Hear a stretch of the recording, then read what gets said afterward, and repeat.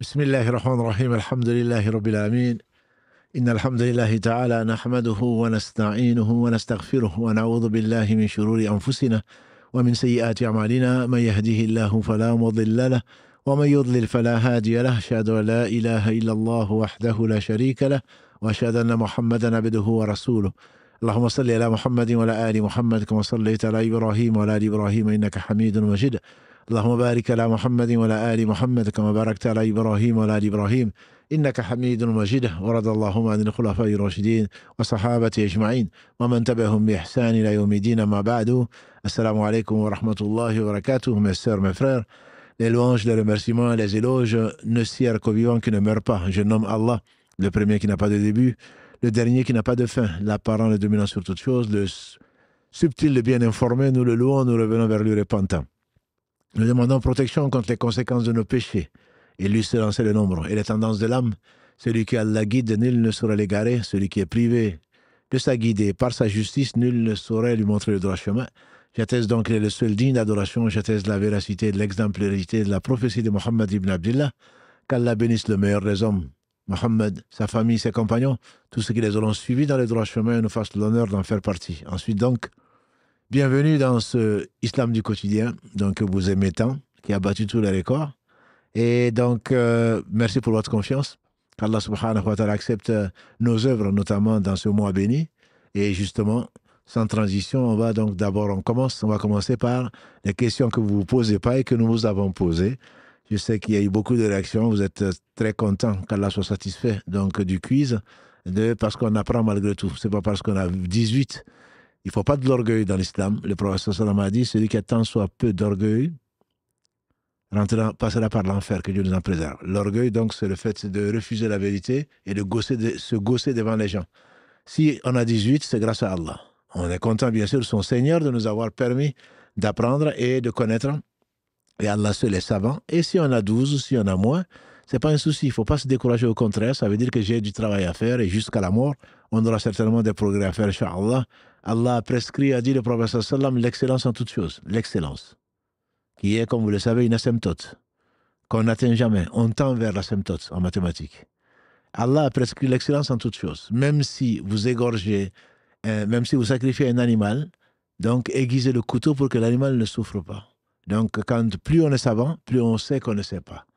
Par conséquent, qu'Allah nous fasse profiter de ce qu'il nous enseigne, et qu'il nous enseigne ce qui nous est utile. C'est ce qu'il fait. Donc, le quiz qu'on a appelé « Profiter du Ramadan », la première question, pendant le mois de Ramadan, mois de la révélation du Coran, il est obligatoire de finir ou d'écouter tout le livre. C'est vrai ou faux? Bien sûr que c'est faux.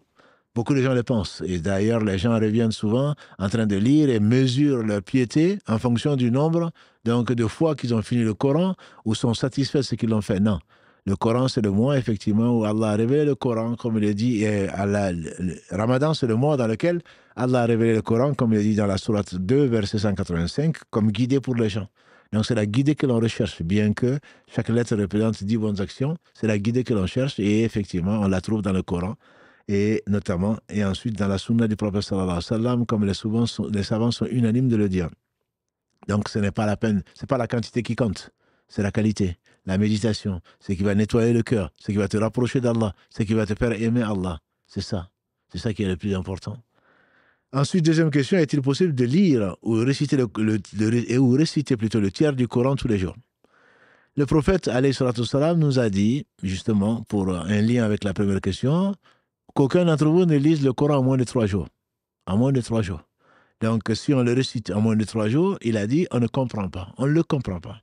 Donc, il ne faut pas le faire. La réponse, donc, possible de lire, si on veut, mais en tout cas, ce n'est pas ce qui est conseillé. La réponse est faux. Troisièmement, le Coran est en arabe. La personne non arabophone qui lit le sens des versets n'a pas à attendre de récompense. Malheureusement, beaucoup d'ignorants, peut-être par égoïsme, sûrement par ignorance, disent sur Allah ce qu'ils ne connaissent pas. Allah dit dans le chapitre 99, versets 7 à 8, celui qui fait le bien du poids d'un atome le verra. Et certainement, essayez de comprendre la parole d'Allah subhanahu wa ta'ala, c'est un grand bien, c'est un tafsir, c'est une explication. Et le fait de le lire, on espère d'Allah subhanahu wa ta'ala une récompense complète. Et on espère d'Allah subhanahu wa ta'ala que ça nous profite. Donc celui qui dit que ça ne sert à rien, comme on entend malheureusement parfois, c'est un pur mensonge, surtout sur Dieu, et c'est très grave. Quatrième question, la femme indisposée ne doit pas lire le tafsir, l'explication du Coran. La réponse, encore une fois, c'est faux. L'explication du Coran, alhamdoulilah, on peut la lire, on peut lire les hadiths, on peut lire beaucoup de choses, justement pour se rapprocher d'Allah. C'est des moments où on ne prie pas. Allah, par sagesse et par miséricorde, a demandé à la femme indisposée de ne pas prier à ce moment-là, de ne pas jeûner non plus. Mais donc Satan en profite pour l'occuper par des choses qui ne sont pas utiles. Et donc le fait, il faut en profiter pour ceux qui lisaient d'habitude le Coran, pour voir l'explication du Coran et pour voir les hadiths, etc., pour faire beaucoup de dhikr, beaucoup de rappels qui sont bien sûr permis dans tous les états, je dirais. Cinquième question, la femme indisposée ne doit pas prononcer de rappel d'Allah, bien sûr, là aussi c'est faux. Le rappel d'Allah, comme l'a dit le prophète sallallahu alayhi wa sallam, dunya mal'unatun mal'unun ma fiha illa dhikrallahi wa ma wala wa aliman muta'alliman. Abu Huraira nous a rapporté un hadith qui a été consigné par l'imam Tirmidhi qui dit, le prophète sallallahu alayhi wa sallam dit, n'est-ce pas que ce monde est maudit? Maudit, c'est qu'il contient sauf le rappel d'Allah. Et ce qui peut lui être assimilé, l'enseignant et l'élève. On connaît maintenant ce hadith. On l'aime beaucoup, on le cite souvent. Donc le rappel d'Allah, on doit le faire dans tous les états. Indisposé ou pas, on doit le faire. Et les meilleurs d'entre nous, c'est ce qui se rappelle le plus Allah. Le rappel d'Allah, ce n'est pas seulement avec un chapelet, qui n'est pas une tradition, ce n'est pas une sunna d'ailleurs, en train de dégrainer sans que le cœur y soit. Il faut que le cœur y soit. La contemplation en fait partie. Donc le fait de réfléchir sur la création d'Allah, la sagesse qui entoure toutes les créations, ceci fait partie du rappel également. Et on peut bien entendu dire Subhanallah, Alhamdulillah, tout ce que nous connaissons comme rappel et bien d'autres.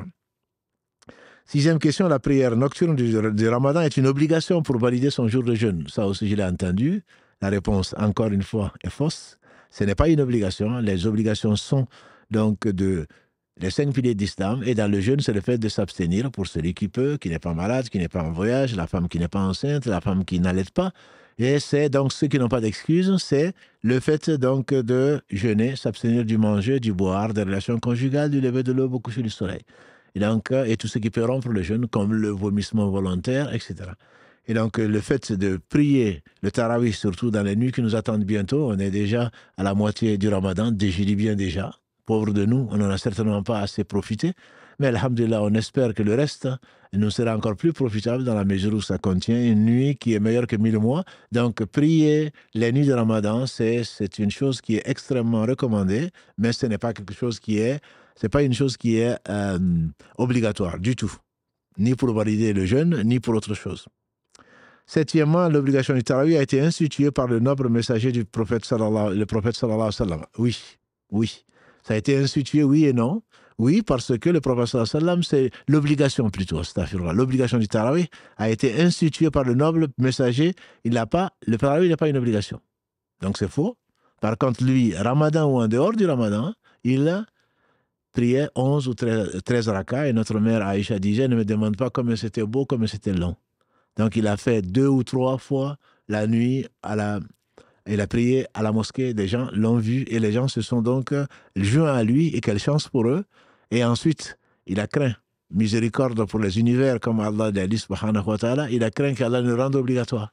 Par conséquent, il a arrêté, et c'est après sa mort et celle d'Abu Bakr que Omar ibn Khattab a institué cette belle innovation, comme il disait, mais l'innovation c'est dans le sens de linguistique, disent les savants, puisque le prophète sallallahu alayhi wa sallam lui-même l'a fait. Et je rappelle le hadith où le prophète sallallahu alayhi wa sallam a dit, qui nous a fait, disait Irbad, qui nous a fait couler des larmes, on dirait un adieu. Il a dit, alaykum bi sunnati, suivez ma sunna, et la sunna des califes bien guidés, et à n'en pas douter, sauf pour les ignorants, Abu Bakr, Omar, Othman et Ali sont les 4 califes bien guidés. Il a dit notamment, la guidée de ma communauté par les califes durera 30 ans. Et effectivement, quand tu comptes le nombre, il ne parlait pas de lui-même, sallallahu alayhi wa sallam. Quand tu comptes le nombre d'années que ils sont restés, tu vas compter 28 mois et 3 ans et donc 10 mois. Et tu vas compter, il a dit 30 ans, tu vas compter plutôt 28 ans et demi. Et l'autre, la trentaine vient en fait de 1 an et demi, quand les musulmans ont prêté allégeance au petit-fils du prophète sallam, qui était Al-Hassan, le fils de Ali, et qui a cédé, comme il avait lui prédit, mon fils que voici, par lui, peut-être que Allah va rassembler deux groupes de musulmans, donc qui a abdiqué de le califat pour le laisser à Muawiyah pour que toute la communauté musulmane soit unie derrière un seul calife. Qu'Allah les agrée tous. 8e question, la personne âgée ou le malade qui ne jeûne pas ne doit pas faire le tarawih. Ça aussi, ce sont des choses que l'on entend qui n'ont absolument aucune source. C'est faux. C'est faux. Le malade qui n'est pas malade, la personne âgée ou le malade qui ne jeûne pas, ça ne l'empêche absolument pas. Je dirais même au contraire. Si la maladie, bien sûr, ne l'empêche pas, Allah lui permet de ne pas jeûner, donc il n'a pas à faire le tarawih s'il ne peut pas. Mais s'il peut le faire, il le fait. Ceux qui ont un traitement chronique ou autre chose, bon, ils prennent leurs médicaments et ils vont bien, alhamdulillah, grâce à Allah. Et donc, il peut très bien faire le tarawih et le malade comme la personne âgée. Donc, la réponse était, c'est faux. Le nombre de minimum de raka du tarawih est de 8 raka, suivi de 2 plus 1. La réponse encore, c'est faux. Le tarawih, on a dit, c'est toute prière qui est faite après l'Aïcha est qiyamul layl, c'est-à-dire le fait de se lever après la nuit. Le tarawih, c'est son nom spécial pendant le mois de Ramadan. Et ensuite, on a dit le tahajjud, c'est le fait de le faire quand on a fait une petite somme. C'est-à-dire, on s'est un peu couché, comme c'était la tradition du prophète sallallahu alayhi wa sallam, et ensuite il se lève. Cette partie que l'on fait, après s'être endormi un peu, s'appelle tahajjud. Mais ça fait partie aussi, bien sûr, du qiyamul layl. Donc, le nombre de rak'ah, dit le prophète sallallahu alayhi wa sallam, minimum, c'est 1. Allah est 1, il aime le witr, il aime l'impair. On peut faire 1, on peut faire 3, on peut faire 5, 7, 9, 11, 13, comme le dit notre mère Aïcha. Il ne dépassait pas ce nombre-là. Mais les savants, la majorité des savants disent qu'il n'y a pas de nombre maximum. Dans la mesure où le prophète sallallahu alayhi wa sallam a dit, les prières de nuit sont 2 par 2. Il n'a pas dit jusqu'à 10 ou jusqu'à 12. Sont 2 par 2. Si l'un de vous craint que l'aube n'arrive, alors qu'il conclut sa prière par 1. Donc c'est 1, 3, 5, 7, 9, 11, 13 et plus. Puisque la prière du prophète sallam était longue, elle était belle, disait notre mère Aïcha. Ne me demande pas comme elle était belle, ne me demande pas comme elle était longue. Donc lui, alhamdulillah, il priait jusqu'à ce que ses pieds soient enflés. Nous, quand on a lu un 30e du Coran, on est très content. Donc ce n'est pas vrai de dire qu'il faut s'arrêter, en tout cas pour la vie majoritaire, et qu'obligatoirement il faut 8 plus 2 plus 1. Même si ceci est valable, bien sûr. 10e, en travaillant tôt le matin, il est valable de prier le tarawih entre les prières du Maghrib et l'Isha pour aller au lit après cette dernière. Ça peut vous paraître une provocation, mais ici en France, on a eu des gens qui se prennent pour des savants, des mouftis sur Google, qui ont dit, mais puisque le Isha est tard, finalement, on peut faire le tarawih. Et qu'on craigne Allah subhanahu wa ta'ala, que si on est sur sa rencontre, on ne va pas dire ce qu'on ne sait pas. Non. Le tarawih fait partie, on a dit, du qiyamul layl. Le qiyamul layl, c'est après l'Isha. Et donc, c'est pas entre le Maghrib et l'Isha pour gagner du temps. Tu gagnes aucun temps puisque ce que tu fais, ce sont des nawafil, certainement, c'est des surrogatoires, mais ce n'est pas des tarawih. Le tarawih, c'est après l'Isha et avant le fajr. 11e question. Ayant clôturé ma prière de nuit par une raka, je ne peux plus prier avant le fajr. Non, ce n'est pas le cas. Tu as prié, tu as fait le witr, et donc le prophète sallam mon ami, le prophète sallam disait Abu Dhar, et également il disait Abu Huraira, les deux disent le même hadith. Mon ami, le prophète sallam m'a conseillé plutôt 3 choses, dont le fait de prier le witr avant d'aller au lit. Parce qu'on craint de ne pas se réveiller. Celui qui fait ça, et quand on se réveille, alhamdulillah, on peut, et on se doit, de continuer de multiplier, surtout le dernier tiers de la nuit, l'évocation et l'invocation d'Allah subhanahu wa ta'ala. Et donc ça, on peut le faire, il n'y a pas de souci, alhamdulillah, et qu'Allah accepte. 12e question. Après le couvre-feu, c'était un certain temps, je peux prier le tarawih en suivant la télé ou Internet. Ça, on a déjà répondu quelque part à la question. C'est qu'ils nous demandent en particulier, qui aiment la mosquée, qui aiment la prière, qui nous disent pourquoi vous ne retransmettez pas le tarawih. Comme ça, on pourra suivre avec vous. Non.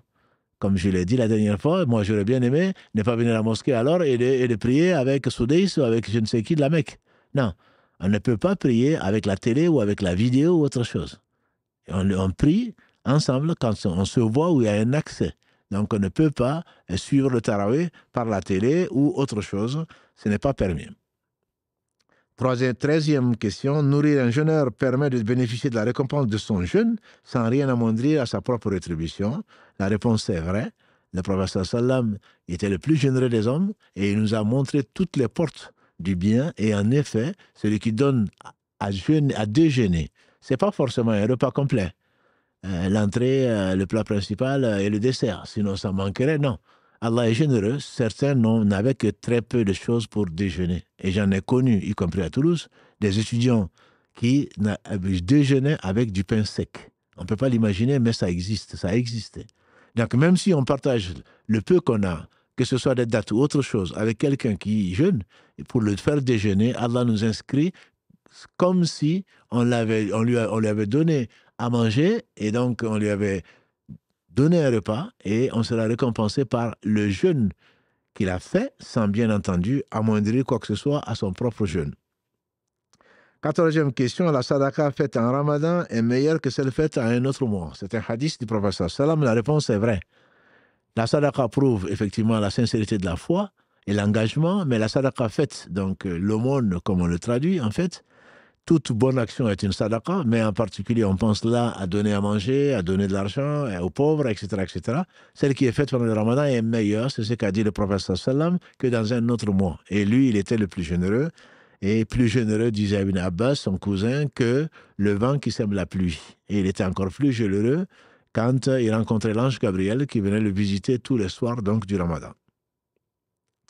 15e question, l'invocation qui me permet d'obtenir la récompense de milliers de bonnes actions est « Oh Allah, pardonne-moi ainsi qu'à mes parents. Oh Allah, pardonne-moi ainsi qu'aux croyants et croyantes. » La prière légiférée sur le prophète sallam. Non, l'invocation qui me permet d'obtenir la récompense de milliers de bonnes actions est celle donc où on dit « Oh Allah, pardonne-moi ainsi qu'aux croyants et aux croyantes. » Le prophète sallam a dit « Celui qui fait cette invocation, Allahumma ghfirli wal mu'minina wal mu'minat, celui-là aura autant de hasanat qu'autant de croyants et de croyantes qui existent. » Donc, on pense que non, mais une hasana, c'est pas beaucoup. Mais si on imagine qu'il y a des millions de croyants, que dis-je, des centaines de millions, Allah seul sait qui sont les croyants, peut-être même 1 milliard, peut-être plus. Donc, à ce moment-là, on aura des milliards, ou en tout cas des centaines de millions de bonnes actions. Et ce n'est pas peu. Et Allah subhanahu wa ta'ala est encore plus généreux. 16e question, une prière effectuée en groupe à la mosquée permet d'obtenir la récompense d'un hajj agréé. La réponse est vraie. C'est vrai et en même temps, il faut quand même préciser. En effet, le hadith de Abu Umama dit, le prophète sallam a dit, celui qui fait ses ablutions chez lui et donc qui va vers une mosquée et pour prier en groupe, celui-là, c'est Allah lui inscrit comme s'il a fait un hajj complet. Donc, bon, là, ici, le hadith a été réduit à un oui ou non, mais donc, là, ce qui lui garantit le hajj, c'est qu'il quitte chez lui en ayant fait les ablutions. Certains savants disent même à pied, mais bon, ce n'est pas précisé dans le hadith. En allant pour l'intention de se joindre au groupe des gens que Allah aime, dans la maison que Allah aime, qui est sa maison. Et donc, celui-là, s'il fait ceci, avec cette intention-là, il a, comme un hajj complet, bien sûr, qui n'enlève en rien son obligation de faire le hajj s'il en a les moyens. Ce n'est pas l'équivalent, comme on verra également la Umrah avec le prophète sallallahu alayhi wa sallam. C'est Allah inscrit le hajj pour lui en tant que cadeau, en tant que don, en tant que bonne action, mais cela ne le dédouane pas de faire le pèlerinage obligatoire. Assister à un cours à la mosquée permet d'avoir la récompense, un hajj, une Umrah, je ne sais pas. Donc la récompense, c'est un hajj, là aussi c'est celui qui quitte chez lui avec l'intention de venir apprendre à la mosquée un cours. Il sait qu'il y a un cours, il va pour cela.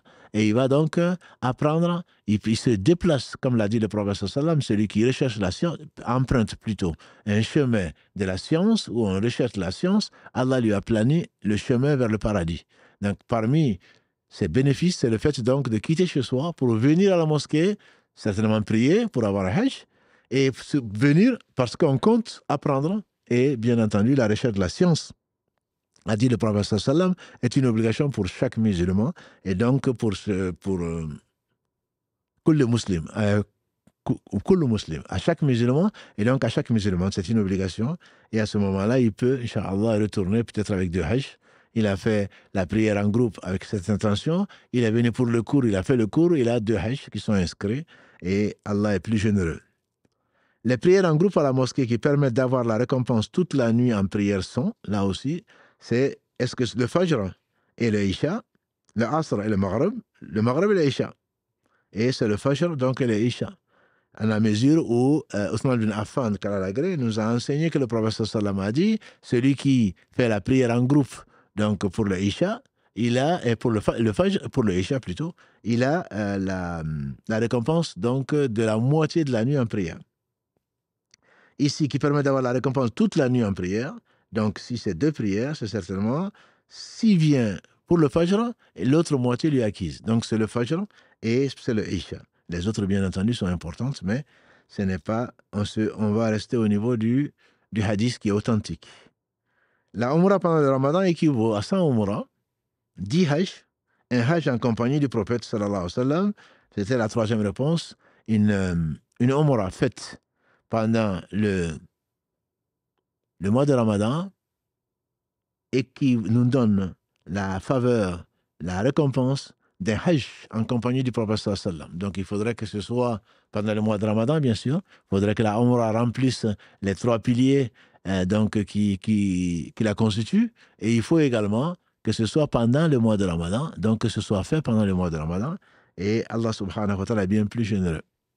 Dernière question qui n'est pas la moindre, visiter un malade en état de jeûne, accompagner un cortège funèbre et nourrir un pauvre le même jour assure le paradis, bien sûr, pour le croyant, par la permission d'Allah subhanahu wa ta'ala. En effet, un jour meilleur qu'aujourd'hui, Allah subhanahu wa ta'ala a voulu honorer le meilleur des compagnons du prophète sallam. Bien sûr, il est sincère, il fait partie, et on l'appelle Abu Bakr as-Siddiq, le véridique. Le prophète sallam s'est adressé à l'assemblée, il a dit qui aujourd'hui a jeûné. Ce n'était pas le Ramadan, puisque tout le monde a jeûné. Qui aujourd'hui a jeûné, tout le monde s'est tu. Il a dit, c'est moi j'ai jeûné à Rasulallah. Il était bien obligé de répondre. Il a demandé qui aujourd'hui a visité un malade. Personne. Et il a dit, moi, ya Rasulallah. Il a posé à nouveau la question, qui aujourd'hui a accompagné un cortège funèbre. Tout le monde s'est tu, il a dit, moi. Le prophète sallam a dit, plus une 4e chose, personne ne fait ces choses-là le même jour sans que Allah subhanahu wa ta'ala ne lui assure donc le paradis. Qu'Allah nous accorde le paradis, subhanahu wa ta'ala, et qu'il reste encore, Inch'Allah, un quiz pour la semaine prochaine, pour pouvoir, Inch'Allah, encore apprendre, si Allah subhanahu wa ta'ala nous prête vie et nous permette donc de partager donc cette science et cet engouement et cet encouragement donc pour l'apprentissage de la science. Voilà donc pour la première partie de ce live. Et maintenant, ce que vous attendiez, donc les questions et les orales, priorité donc au direct, comme le dirait quelqu'un d'autre, et ensuite les questions écrites que vous avez bien voulu nous confier, Inch'Allah. Karim, est-il un appel? Allô? Allô? Allô, salam alaikum. Alaykoum salam wa rahmatullah. Ah, je suis désolé, j'espère que vous allez bien. Non, mais ce n'est pas un problème, avec plaisir. Merci pour vos lives durant ce ramadan et tout le reste du temps. Barakallahu fik. Je me permets de vous appeler parce que je me posais deux questions. Oui. La première, c'est notamment durant la prière, il est demandé à ce qu'on soit concentré et souvent j'ai l'esprit qui divague et j'aimerais savoir à quoi est-ce qu'il faudrait que je pense pour pouvoir être mieux concentré dans la prière. Très bonne question parce que c'est là où le bas blesse, entre guillemets. Le prophète sallam nous a dit, quand on se lève pour la prière, quand le shaitan plutôt entend l'appel de la prière, il s'en va en jetant un pet. Ensuite, quand l'appel, le adhan est terminé, et il vient, pense à ceci, pense à cela, n'oublie pas ceci, n'oublie pas cela. Et il nous a dit également que chacun d'entre nous aura la moitié de la prière, le tiers, le quart jusqu'au 10e. Donc ça veut dire que personne n'aura la prière à 100%. Et il nous a conseillé de prier comme si c'était la dernière des prières. C'est facile à dire, mais lui, bien entendu, c'était la prunelle de ses yeux. Satan n'avait aucune influence donc, sur lui.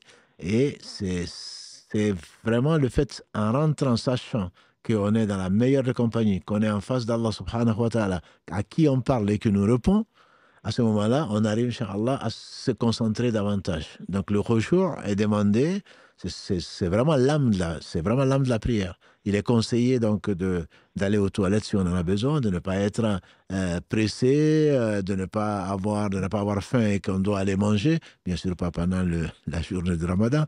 Voilà, donc vraiment d'essayer de se concentrer au maximum, de faire les mouvements comme il faut, de réciter lentement, d'essayer de méditer en même temps sur le sens. Ça, c'est pour ceux qui sont bien sûr arabophones ou qui comprennent en tout cas le sens des versets, ça aide beaucoup. Et si ce n'est pas le cas, de penser à la mort. Il se peut que ce soit la dernière de nos prières et la meilleure de nos actes, la meilleure de ce sur quoi nous serons ressuscités, c'est sur le dernier de nos actes. Donc on demande à Allah subhanahu wa ta'ala que notre dernier acte soit le meilleur de notre vie. Et donc ceux qui sont morts, qui sont rentrés au paradis, sont morts avec le dernier acte d'un homme ou d'une femme du paradis. Voilà, donc on demande bien sûr à Allah de nous assister et de fait, les savants conseillent de faire beaucoup de dhikr avant, c'est-à-dire ne pas venir rattraper la dernière raka ou la deuxième, etc. Ou ne pas venir essouffler. Le prophète sallam a dit marchez calmement. Ne courez pas en venant à la prière, priez ce que vous avez avec les autres, ensuite rattrapez dans une version ou complétez dans une autre. Donc voilà, il faut venir posément en faisant beaucoup de dhikr et grâce à Allah subhanahu wa ta'ala, on arrive à prendre de la prière ce que on a pu et qu'Allah subhanahu wa ta'ala qui va multiplier au moins si c'est une prière en groupe de 25 à 27 fois selon les hadiths et également chaque prière est récompensée 10 fois. Donc on peut espérer sur sa grande miséricorde. Barakallah fikum. Allah Merci beaucoup. Jazakallah khairan. Alors, donc les questions donc écrites. Je vis avec mon grand frère, ma grande sœur et son mari. Depuis le début du Ramadan, nous faisons les prières de groupe ensemble. Donc pour le Maghreb, avec mon grand frère qui dirige. J'ai arrêté de suivre car mon frère porte des habits serrés et lorsqu'il se prosterne, j'ai remarqué qu'on voit le bas de son dos qui est une aura. Donc je l'ai prévenu une fois, mais il a pris ma remarque en rigolant. En rigolant, je ne sais pas quoi faire. Donc, car les autres continuent de le suivre, et par pudeur, je n'ose pas demander qu'il ne dirige pas la prière, ce que je peux comprendre. Et donc, ce qu'on peut te conseiller, c'est effectivement de la sagesse, mais tout en disant la vérité. Satan veut t'empêcher de faire la prière en groupe, puisqu'elle va te rapporter, mais tu peux passer par une de tes sœurs ou autre chose pour lui faire la remarque, pour qu'il sache que il n'y a pas que toi. Et également, donc, demander à revenir à la charge d'une autre façon pour qu'il le fasse, parce que la satr al-awra, ça fait partie des conditions de la validité donc, de la prière. Satr al-awra, c'est le fait de cacher la aura, les parties intimes, donc qui sont pour la femme tout sauf le visage et les deux mains, ce qui répond en même temps à une question qui a été posée la semaine dernière. Est-ce qu'il faut porter des chaussettes pour prier? Du temps du prophète sallam, il n'y a pas de chaussettes, j'imagine. Mais les femmes priaient et donc les habits descendaient et couvraient les pieds. 2 écoles sur 4 disent que bon, ce n'est pas obligé de couvrir les pieds. Mais le mieux, c'est de dire la prière va nous manquer au jour du jugement dernier. Donc, le mieux serait vraiment d'éviter les divergences et de couvrir donc les pieds, tout ce qu'on peut couvrir dans le cas d'une femme. Quant à l'homme, c'est du nombril, donc au genou. Et il faudrait éviter, bien entendu, qu'on voit les formes. Ça, c'est déconseillé. Et voir les formes, quelque part, ce n'est pas être couvert. Voilà, donc il faudrait couvrir. Et effectivement, dans la mosquée d'ailleurs, j'en profite pour les jeunes, et surtout les jeunes qui viennent en pantalon et le reste. Je ne dis pas que c'est interdit, simplement quand ils se braillent et quand ils font un soujoud, même parfois un recours, les habits remontent. Bon, il y a ce que les malikides appellent la aura khafifa, c'est-à-dire que si en remontant, on voit le dessus, un peu le dessus du pantalon, bon, ça n'invalide pas la messe, c'est si on ne prend pas les précautions, c'est quelque chose qui au moins va diminuer la récompense. Donc également, imaginons une femme qui prie et que quelques cheveux ressortent, sa prière est valable, elle est valide. Et même tout en priant, si elle s'en rend compte, elle peut l'arranger. Mais néanmoins, on doit quand même prendre ses précautions pour respecter les conditions donc, de la prière. Donc une autre question. Est-ce qu'on peut faire le tarawih après 0 heure? Bien sûr. Ce qu'on a dit, le tarawih, c'est le qiyamul layl pendant le ramadan. Donc on peut faire, et Inch'Allah, dans cette mosquée, s'il plaît à Allah, on va faire le tarawih. Ensuite, on va aller se reposer un peu ou l'esprit en lisant le Coran ou en se reposant physiquement. Certains vont dormir un peu. Et à nouveau, Inch'Allah, comme nos auditeurs le savent, comme l'année dernière, pour ceux qui nous suivent que depuis l'année dernière, à 2 heures du matin, les 10 dernières nuits, on va faire un live. Et je suis très étonné de voir que c'est des milliers de personnes qui suivent le live à 2 heures du matin, depuis le Covid jusqu'à maintenant. Et surtout, la mosquée est pleine, surtout de jeunes, et donc qui viennent pour effectivement vivifier ces nuits-là où se trouve la nuit du Qadr. Donc, on peut prier, bien sûr, et tout ce qui est fait, encore une fois, avant, que ce soit le tahajjud, il fait partie du tarawih si on l'a fait après avoir dormi. Si on n'a pas dormi, ça fait toujours partie du tarawih si c'est pendant le mois de Ramadan. Donc, il n'y a pas de souci, Inch'Allah. On peut le faire après 0 heure, on le fait par contre avant le Fajr. Allô? Allô? Allô? Oui. Assalamu alaikum wa rahmatullahi wa barakatuh. Wa alaykum assalam wa rahmatullahi wa barakatuh. Je suis... Ça fait bizarre de vous parler, parce que je regarde vos vidéos beaucoup. Alhamdulillah, moi ça ne me fait pas bizarre parce que je ne te vois pas. Voilà, sans trop m'attarder, je vous jure, ça fait grave bizarre. Alhamdulillah, Tous barakallahu les jours, je fik. regarde vos vidéos sur YouTube. Barakallahu fik. Bon, j'espère que vous allez bien. Bon, déjà, Alhamdulillah. qu'Allah vous accorde franchement la santé, la famille, tout ce Amen. qui s'ensuit, etc. Amen, et tout. Je amen. suis vraiment très heureux et fier de pouvoir vous regarder. Quoi. Vous êtes vraiment comme un grand frère. Quoi. Vous Barakallahu exprimez bien. Barakallahu fik. Barakallahu fik, Allah franchement. yarfik. Barakallahu fik. Donc, voilà, que Allah vous accorde tout ce qui s'ensuit, ainsi que toute votre équipe, la Amen. santé et tout ce qui... Ainsi qu'à toi Je aussi. posais ma question pour pas m'attarder. Non. Vous avez fait une série de vidéos, les maladies du cœur, etc. et tout. Et je me posais la question, je me reconnais dans pas mal de ces maladies du cœur, donc je me posais la question, quand je vois le comportement de tous les compagnons, etc. et tout, le prophète sallallahu alayhi wa sallam, et quand je me vois moi, quand je nous vois nous, etc. et tout, je me pose un peu la question, je me dis vraiment, bon, Allah nous a donné pas mal de choses à faire, des choses à s'écarter, etc. et tout. Oui. Donc, je me pose la question, est-ce que vraiment, je sais que la miséricorde d'Allah est infinie, mais franchement, quand je nous regarde, je me dis vraiment que je suis pas sûr qu'on va même espérer attendre même le paradis, quoi. Et c'est ça qui m'inquiète un peu, quoi. Alhamdulillah, si ça t'inquiète, c'est que très certainement, tu pourras comprendre, pourquoi le prophète sallam nous a rassurés, Allah nous a rassurés au travers de ces hadiths. Parce qu'il a dit, les actes d'aucun d'entre vous ne le fera rentrer au paradis. On dit même toi, il dit même moi, si Allah ne m'a pas, si Allah ne me fait pas miséricorde. Donc tous, si on rentre au paradis, c'est ce qu'on espère, et qu'Allah nous accorde tous le paradis n'est pas un dû. C'est pas parce que j'ai fait le tarawih, c'est pas parce que j'ai jeûné, c'est pas parce que, puisque tout ça appartient à Allah. Donc c'est Allah qui nous l'a donné. Ce qu'on va lui donner n'est jamais de qualité. On donne toujours à Allah le reste, et on est avare, et tout le reste, et quand on le fait, Dieu seul sait s'il va l'accepter, mais par miséricorde, il va l'accepter, parce que c'est pas de bonne qualité, etc. Et Allah subhanahu wa ta'ala donc va accepter ça, va le multiplier de 10 à 700 fois, voire plus pour celui qui veut. Et par ça, comme on vient de le réciter tout à l'heure, wa rahmatullahi qaribun min al-muhsinin, dans la sourate A'raf 7, Allah dit, et la miséricorde d'Allah est proche des bienfaisants. Donc on s'efforce de faire ce qu'on peut, et bien entendu qu'on n'est pas compagnon. Le prophète sallam nous a dit, je jure par celui qui détient mon âme, si vous dépensiez la montagne d'or, d'une montagne d'or plutôt pour Allah, vous ne saurez, n'insultez pas mes compagnons plutôt, si vous dépensiez une montagne d'or pour Allah, vous ne sauriez atteindre la dépense, la sadaqa, donc de l'un de mes compagnons, même pas des mouds ou la moitié des mouds. Voilà. Donc, c'est même pas le peu que pourraient contenir les deux mains jointes. Voilà. Donc, ce n'est pas aussi inquiétant que ça, sinon que je te rappelle le hadith d'Anas Kalalagré, j'aime beaucoup ce hadith. Le professeur, un bédouin est venu, il a appelé Ya Muhammad, ils étaient souvent mal élevés.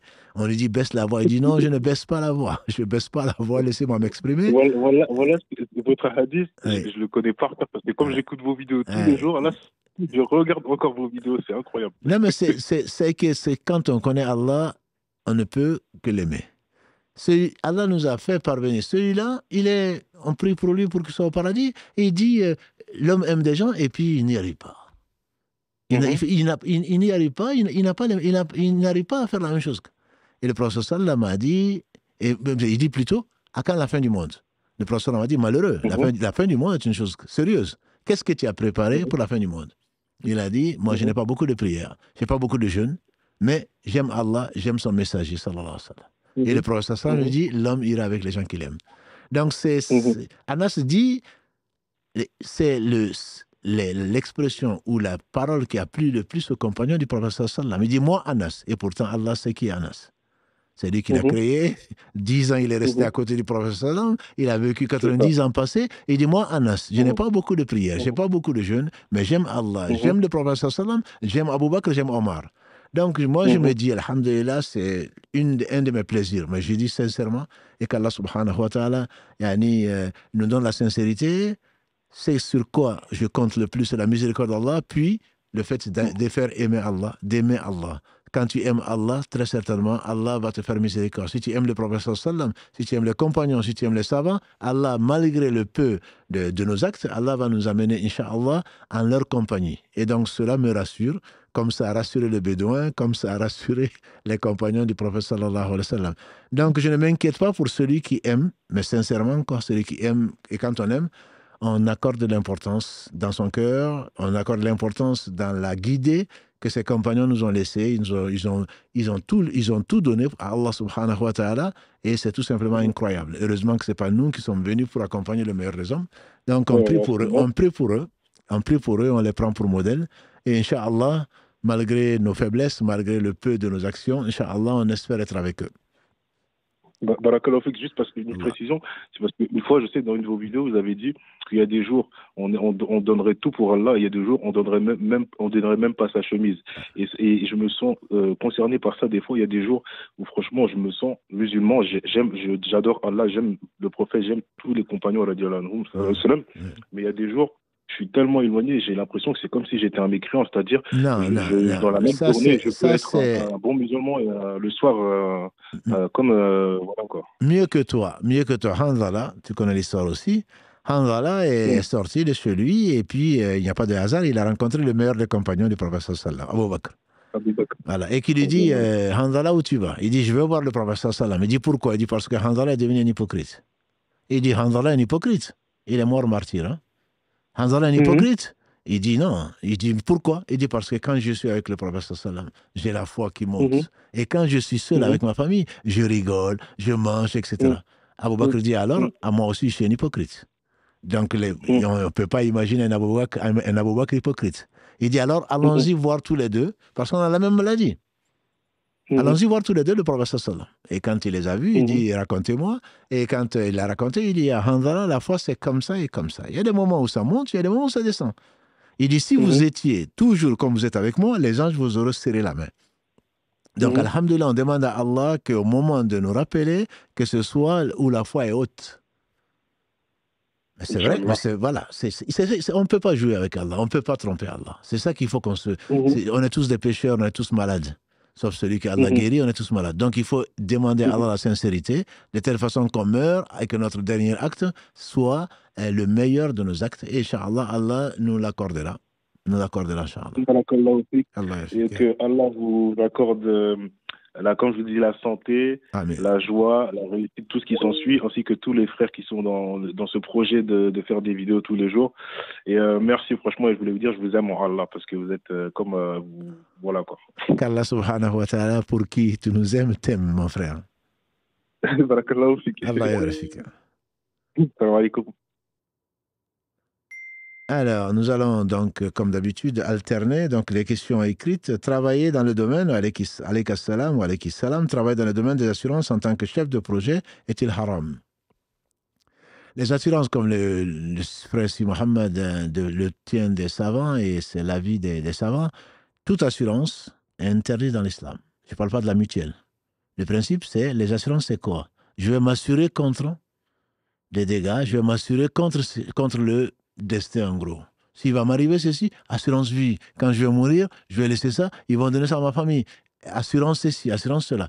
Donc, nous sont tolérés, je ne dis pas permises, les mots sont importants, nous sont tolérés dans l'islam que les assurances qu'on nous impose. On respecte la loi, on ne peut pas avoir de voiture sans assurance, on ne peut pas avoir d'habitat sans assurance, alors ceux-là sont tolérés, c'est-à-dire qu'on n'a pas de péché à le faire, puisqu'on nous oblige à le faire. Et si on le fait, on ne va pas prendre tout risque, on va prendre l'assurance donc au tiers. Et à ce moment-là, on espère d'Allah subhanahu wa ta'ala qu'il nous pardonne. Donc, travailler dans tout ce qui est interdit est interdit. Si tu n'étais pas chef de projet, très certainement, il n'y aurait pas d'assurance. En tout cas, ceux qui vont prendre l'assurance, tu es responsable de cela. Et c'est pour cela que ce n'est pas un métier. Donc, par contre, la mutuelle est permise. Les Arabes d'antan le faisaient déjà. Ils se rassemblaient même aujourd'hui dans nos villages. Certains cotisent pour, s'il arrivait malheur à quelqu'un, de solidarité. Donc, ce n'est pas en fonction de ce que des riches. Plus tu es riche, plus tu vas être assuré. Tu as assuré tout risque. Quel risque? Contre quel risque tu peux t'assurer? Tu veux t'assurer contre Allah? Tu veux t'assurer contre le destin? Non. Non, on ne peut pas le faire. C'est un jeu de hasard, entre guillemets. On t'incite, on te fait peur pour que tu donnes le maximum. Et si ça ne le rapportait pas, certainement, il n'aurait pas fait des assurances. Mais si on nous l'impose, on le prend, mais on le prend au tiers. Et voilà la vie que je connais des savants. Allô? Oui, salam alaikum. Wa alaykum salam wa rahmatullah. Allô? Allô, oui, salam alaikum, vous êtes en ligne? Alaikum salam. Oui, ça serait pour poser une question. Oui, je vous écoute. En fait, j'ai une zakat à verser, Inch'Allah, le mal bientôt. Oui. Et j'ai 2 frères au pays. Oui. Donc j'en ai un qui a une très bonne situation, qui touche un salaire convenable par rapport au SMIC du pays. Mmh. Et, mais il est endetté. Il a énormément de dettes. Et le deuxième, il ne travaille pas. Il a une rentrée minime d'argent. Mais aujourd'hui, je ne saurais pas vous dire si il arrive à finir ses fins de mois ou pas. Mmh. Donc est-ce qu'ils sont éligibles à la zakat elle-même ou pas? La zakat est mal, comme vous le savez, dans le verset 60 de la sourate 9, Allah subhanahu wa ta'ala dit Innama sadaqatu lil fuqara wal masakin. Il y a 8 catégories et tous les deux peuvent prétendre à ça. Mais l'avis majoritaire des savants, c'est que la zakat, c'est vrai. Le professeur m'a dit qu'une sadaqa faite est une sadaqa, et une sadaqa faite à un parent est récompensée doublement. Simplement, Allah, quand le prophète sallam a envoyé Mu'adh ibn Jabal al-Yaman, il dit à Mu'adh, tu vois, c'est un peuple, des gens du livre, jusqu'à ce que tu dises. Donc, la première chose à laquelle tu les invites, c'est qu'ils disent la ilaha illallah. Ensuite, s'ils acceptent ça, dis-leur que Allah a prescrit 5 prières par jour. S'ils l'acceptent, dis que Allah a prescrit de prendre sur leurs riches pour leurs pauvres une zakat. Donc, du coup, pour leurs pauvres, beaucoup de savants, la majorité, disent qu'on ne doit pas envoyer la zakat au pays. On doit donner la zakat là où on vit, dans son quartier, sinon dans sa ville, sinon voilà. Là où l'argent sort, en fait. Exactement, parce que demain, les pauvres et les nécessiteux pourront te demander devant Dieu, il nous a privés de notre droit pour l'envoyer au pays. Ça, c'est l'avis majoritaire des savants. Mais il peut y avoir des conditions extrêmement douloureuses, comme celle aujourd'hui à Gaza, ou en Palestine, ou ailleurs, qui peuvent ponctuellement permettre d'envoyer la zakat ailleurs parce qu'ils sont vraiment dans la détresse. Ou quand il y a une inondation, quand il y a des catastrophes naturelles, entre guillemets, et des guerres. C'est possible. Mais l'avis majoritaire est de le donner ici. Donc, du coup, moi, je vous dis juste le peu que je sais, c'est d'envoyer si vous étiez là-bas, oui, je vous dirais, ils sont éligibles, puisqu'un endetté, d'ailleurs, une des catégories, c'est la personne qui est en voyage. Abri Sabil, c'est lui qui est en voyage. On dit il peut être milliardaire, entre guillemets, dans son pays, mais là, il se retrouve sans rien. Soit on lui a volé ses affaires, soit il n'a rien. Donc, cette personne est quand même en détresse et on peut lui donner la zakat. Et on doit lui donner la zakat. Quant aux pauvres, une des définitions acceptées des savants, c'est celui qui n'arrive pas à joindre les deux bouts, qui n'arrive pas à subvenir à la moitié de ses besoins. Et le nécessiteux serait celui qui arrive à satisfaire à plus que la moitié de ses biens, de ses besoins, mais n'arrive pas à satisfaire à tous ses besoins. Si le second des frères arrive à joindre les deux bouts, mais difficilement, il peut rentrer dans la catégorie des nécessiteux. Et l'autre frère, qui n'est pas pauvre et qui est endetté, peut rentrer dans la catégorie donc des endettés. Donc c'est possible. Mais l'avis majoritaire, comme je l'ai dit tout à l'heure, c'est de ne pas envoyer la zakat ailleurs, alors qu'il y a, en tout cas, sans chercher à donner aux ayants droit sur place.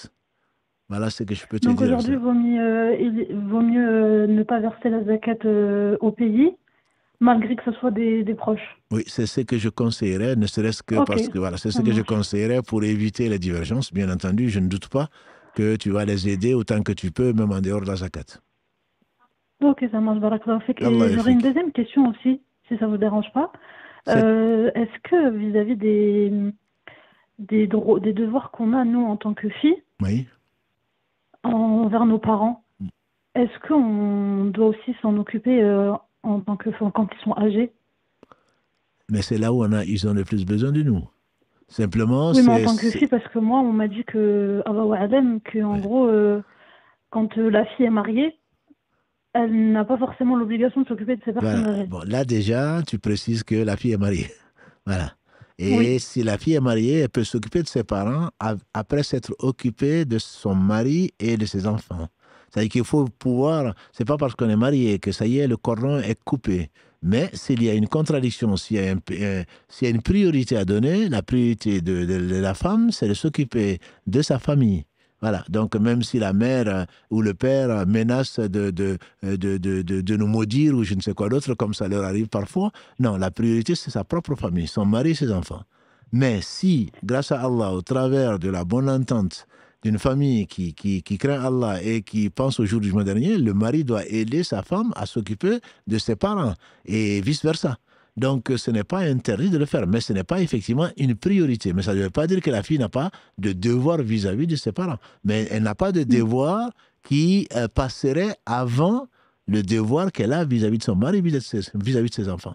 Donc, il faut mettre les oui, c'est un choses là. juste Voilà. milieu Voilà, il faut un juste milieu, mais il est clair que quand entre il y a les une parents et son foyer. voilà, exactement. Et s'il y a une contradiction entre les deux, je dis bien une contradiction, c'est-à-dire que les parents exigent un certain nombre de choses et le mari exige autre chose, ou la famille, le bien de la famille exige autre chose, bien sûr, c'est le bien de la famille qui l'emporte sur le bien des parents.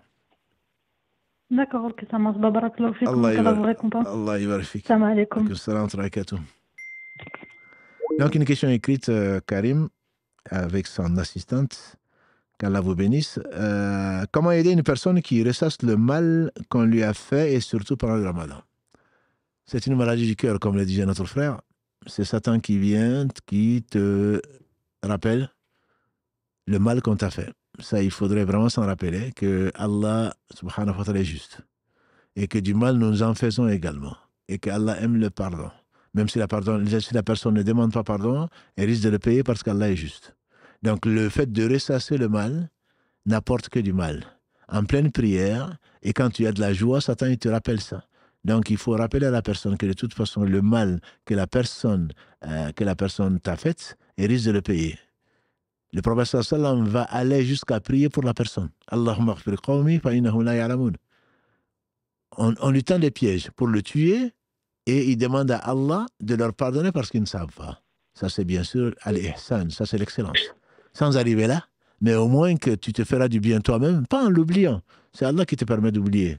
C'est Satan qui te fait oublier, mais c'est Allah qui te permet de passer dessus. Donc, demande à Allah de pouvoir t'en passer et de toute façon, compte sur lui pour régler tous les différends. Rappelle à cette personne que Allah aime le pardon. Si tu pardonnes, Allah aime les gens qui pardonnent.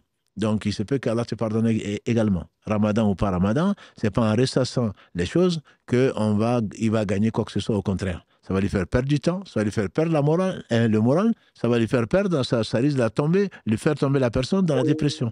Donc, elle ne gagne rien du tout en ressassant ça. Et si elle est raisonnable, si Allah lui veut du bien, il se peut qu'elle sache que demain, Allah qui est juste va lui donner la compensation, soit à partir des bonnes actions de ces personnes, soit en prenant de ses péchés et en le mettant sur ces gens qui ont été injustes. Donc tout ceci, c'est du bien pour elle et je renvoie à un excellent bouquin, un livre qui s'appelle Comment lutter contre le mal des gens du Cheikh de l'Islam Ibn Taymiyyah en 20 conseils.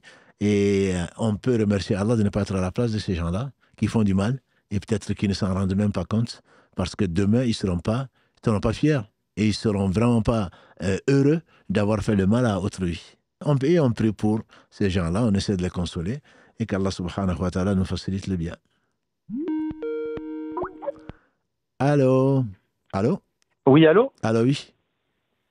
Oui, Selem. Alaykoum salam. Merci déjà pour tous vos rappels et toutes vos vidéos. Merci beaucoup d'être présent et de partager la bonne parole et de nous donner une éducation sur l'islam. Barakallahu fik. Merci beaucoup. Alors, c'est une question assez personnelle sur la famille et ce que j'ai vécu. Alors, pour faire simplement résumer, quel est le devoir d'un fils envers une mère qui le renie suite à un mariage parce que la maman ne voulait pas de la fille? Et quel est le devoir de la mère envers son fils malgré que son enfant s'est marié avec une épouse qui veut son bien? Voilà. Non, effectivement, c'est une question qui est très très vaste, mais qui est importante, puisque le prophète sallam a dit qu'il soit humilié, que son nez traîne par terre, c'est-à-dire qu'il ne profite pas de la compagnie de sa mère et ou de son père pour entrer au paradis. Il y a des personnes qui abusent, il y a des mères qui sont toxiques. Une mère, on dit chez nous, une mère, même si elle met au monde un enfant, mais même si elle met au monde plutôt le serpent, elle en fait une ceinture. Elle en fait une ceinture pour la protéger. Donc, il faudrait que nos mères soient raisonnables. Allah est juste. Si elle nous a mis au monde, c'est Allah qui nous a créés tous. Donc, c'est le bien. Et le bien, ce n'est pas forcément ce à quoi elle pense. Elle doit conseiller son fils, elle doit prier pour lui et elle doit accepter ses choix. Elle ne peut que conseiller son fils. Elle ne va pas être... C'est bien connu partout. Les problèmes, quelqu'un qui disait une phrase que j'ai beaucoup aimée, que j'ai vue sur une carte postale en 1976. Le mariage, ce n'est pas la mère à boire, c'est la belle-mère à avaler. Voilà. Donc, c'est quelque chose qui m'a marqué et je trouve ça très, très vrai, malheureusement. Il y a beaucoup de problèmes entre belle-mère et belle-fille. Et ça n'a pas lieu d'être, parce que la belle-fille doit se mettre au service de sa belle-mère, sachant que la mère de son mari est comme sa propre mère. Et la belle-mère ne doit pas se comporter en rival, au contraire, elle doit aimer cette belle-fille comme sa propre fille, puisque cette belle-fille n'est autre que la conjointe donc, de son fils. Donc, mais bon, ce n'est pas, c'est pour revenir à ton sujet, qui est le sujet malheureusement de beaucoup de gens, c'est qu'il faut prier. Il faut prier pour ces personnes, il faut passer par des amis pour essayer de les raisonner. Mais je sais par expérience que vraiment, c'est pas facile. C'est pas facile. Il y a des gens qui sont vraiment toxiques, qui ne veulent que du mal. Tu sais certainement qu'il y a des gens, des mères, qui vont jusqu'à ensorceler leur propre fils et leur belle-fille. Tout ça parce qu'elles n'arrivent pas à accepter le choix du fils. Donc, c'est tout simplement catastrophique dans ce bas monde et également dans l'au-delà. Donc, malheureusement, ça peut arriver. Donc, je pense qu'il faut acheter son consentement, entre guillemets. Il faut éviter que la belle-fille et son mari, donc toi, soient complices pour essayer, pas pour mentir, mais d'avoir les meilleures relations. D'avoir les meilleures relations avec la belle-mère. Ne pas la mettre en contradiction. Et si il faut les visiter ensemble, généralement, non. Elle va venir, toi tu viens, mais pas elle. Qu'elle l'accepte, qu'elle le comprenne, qu'elle se dise pas, non, c'est pas normal. Si moi je ne viens pas, j'ai déjà entendu ça, mes enfants aussi n'iront pas. Non, pourquoi? Ce sont ses petits-enfants. Ce sont ses petits-enfants, si tu veux éviter, ne serait-ce que protège-toi contre le mal de cette personne-là qui ne sait pas, elle est ignorante. Si elle savait, tu es la mère de ses petits-enfants. Donc comment est-ce qu'on peut détester la mère de ses petits-enfants? Donc je pense qu'il faut vraiment en discuter calmement. Et que l'on se met, non, elle ne m'aime pas. D'accord, mais qu'est-ce que ça change? C'est pas parce que tu feras ça qu'elle va t'aimer. Donc, je pense qu'il faut vraiment être sage, prier pour elle et passer par tous les moyens, notamment pour le père. Par le père, malheureusement, ils sont souvent des missionnaires. Je connais des familles, ah ben écoute, ta mère, c'est ta mère qui le dit, et vois avec ta mère. Non, ta mère, c'est ma femme. Donc moi, en tant que père, j'ai quand même des relations particulières avec ma femme, qui est ta mère. Donc le père doit prendre son rôle dedans et ne pas envoyer la balle en touche. Il se doit prendre parce que c'est quand même la vie de ses propres enfants et de ses petits-enfants qui sont en cause. Donc je pense qu'il faut discuter avec le père quand c'est possible, c'est rare, passer par ses amis, passer par ses propres frères ou ses propres sœurs pour essayer de raisonner cette femme parce qu'elle va laisser des plumes dans ce conflit-là, même si elle dit c'est mon fils, elle m'a pris mon fils, etc. Mais tout appartient à Allah et c'est ton fils, il restera toujours ton fils, mais il vit, il a choisi quelqu'un, donc il faut respecter son choix. Et il faut beaucoup prier. Je ne vois vraiment pas d'autre alternative.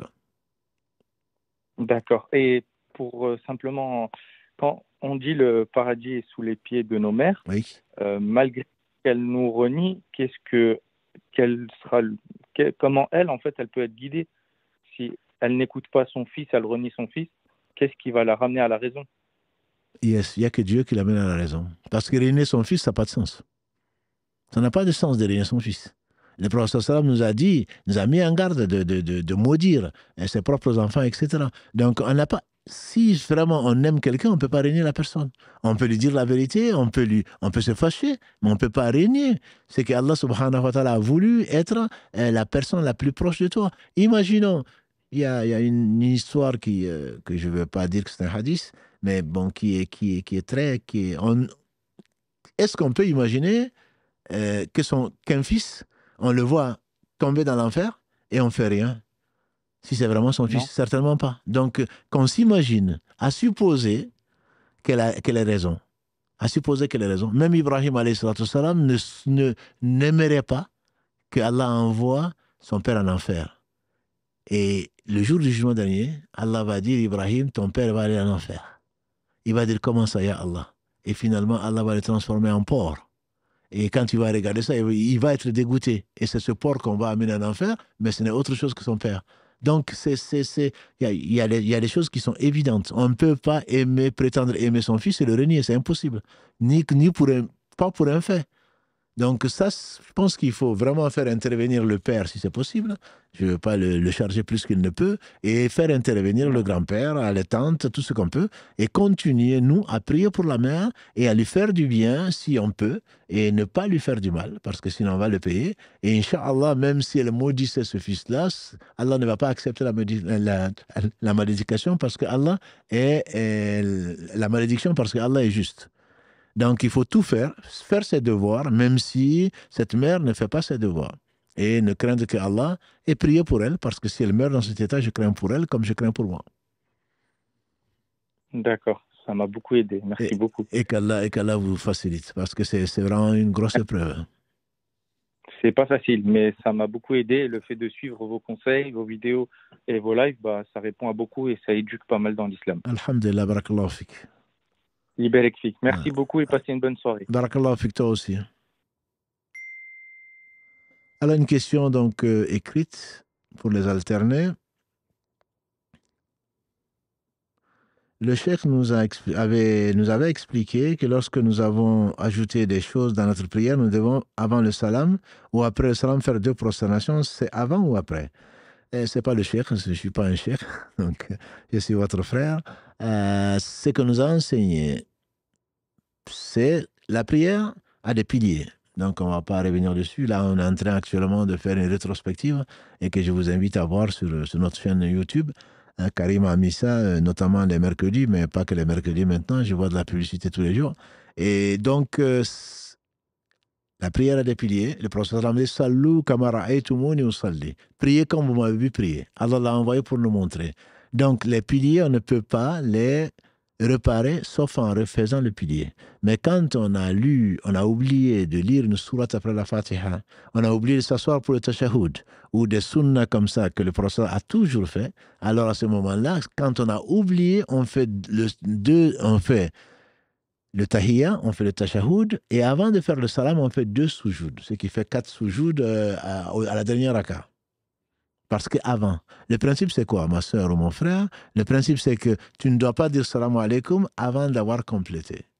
Et si dans la 3e raka, dans la 4e raka, tu as rajouté une sourate par oubli, ta prière est complète de toute façon. Mais tu as rajouté ce que le prophète sallam n'a pas rajouté. Donc là, tu peux dire salam alaikum. Et ensuite, pour défier Shaitan, tu fais 2 soujouds après. Parce qu'une fois que la prière est complète, tu peux dire salam alaikum. Et pour défier Shaitan, ou tu as fait 5 rakas au lieu de 2. Tu as fait 5 rakas au lieu de plutôt 4. Tu as fait 3 rakas dans le subh au lieu de 2. Tu as fait 4 rakas dans le maghrib au lieu de 3. Ta prière est complète. Simplement, tu as fait plus qu'il ne le faut. Quand c'est plus qu'il ne le faut, c'est après le salam, puisque ta prière est complète. Si c'est moins que ce qu'il fallait, c'est avant le salam que tu le fais. D'ailleurs, si tu as fait moins et que tu as oublié, tu as quand même fait le salam, tu fais 2 soujouds après le salam. Il y a 3 avis. Certains disent que tous les soujouds, c'est après le salam. D'autres disent que tous les soujouds, c'est avant le salam. Et chez les Malikis, c'est eux qui ont cette subtilité, à partir des hadiths qu'ils ont rassemblés, quand la prière n'est pas complète encore, sans qu'il manque un pilier, c'est avant le salam. Quand elle est complète, tu as rajouté quelque chose, c'est après le salam. J'espère que la chose est claire, mais on pourra toujours revenir dessus, Inch'Allah. Allô? Allô? Allô, oui. Vous m'entendez? Oui, oui, on vous entend très bien. Ok. Et j'avais une question parce que j'avais vu plusieurs fois qu'on pouvait parler à Allah et puis même l'invoquer seul.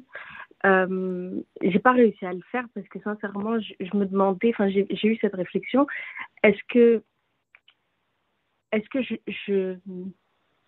je peux le tutoyer quand j'invoque en français ou est-ce que je dois le vouvoyer?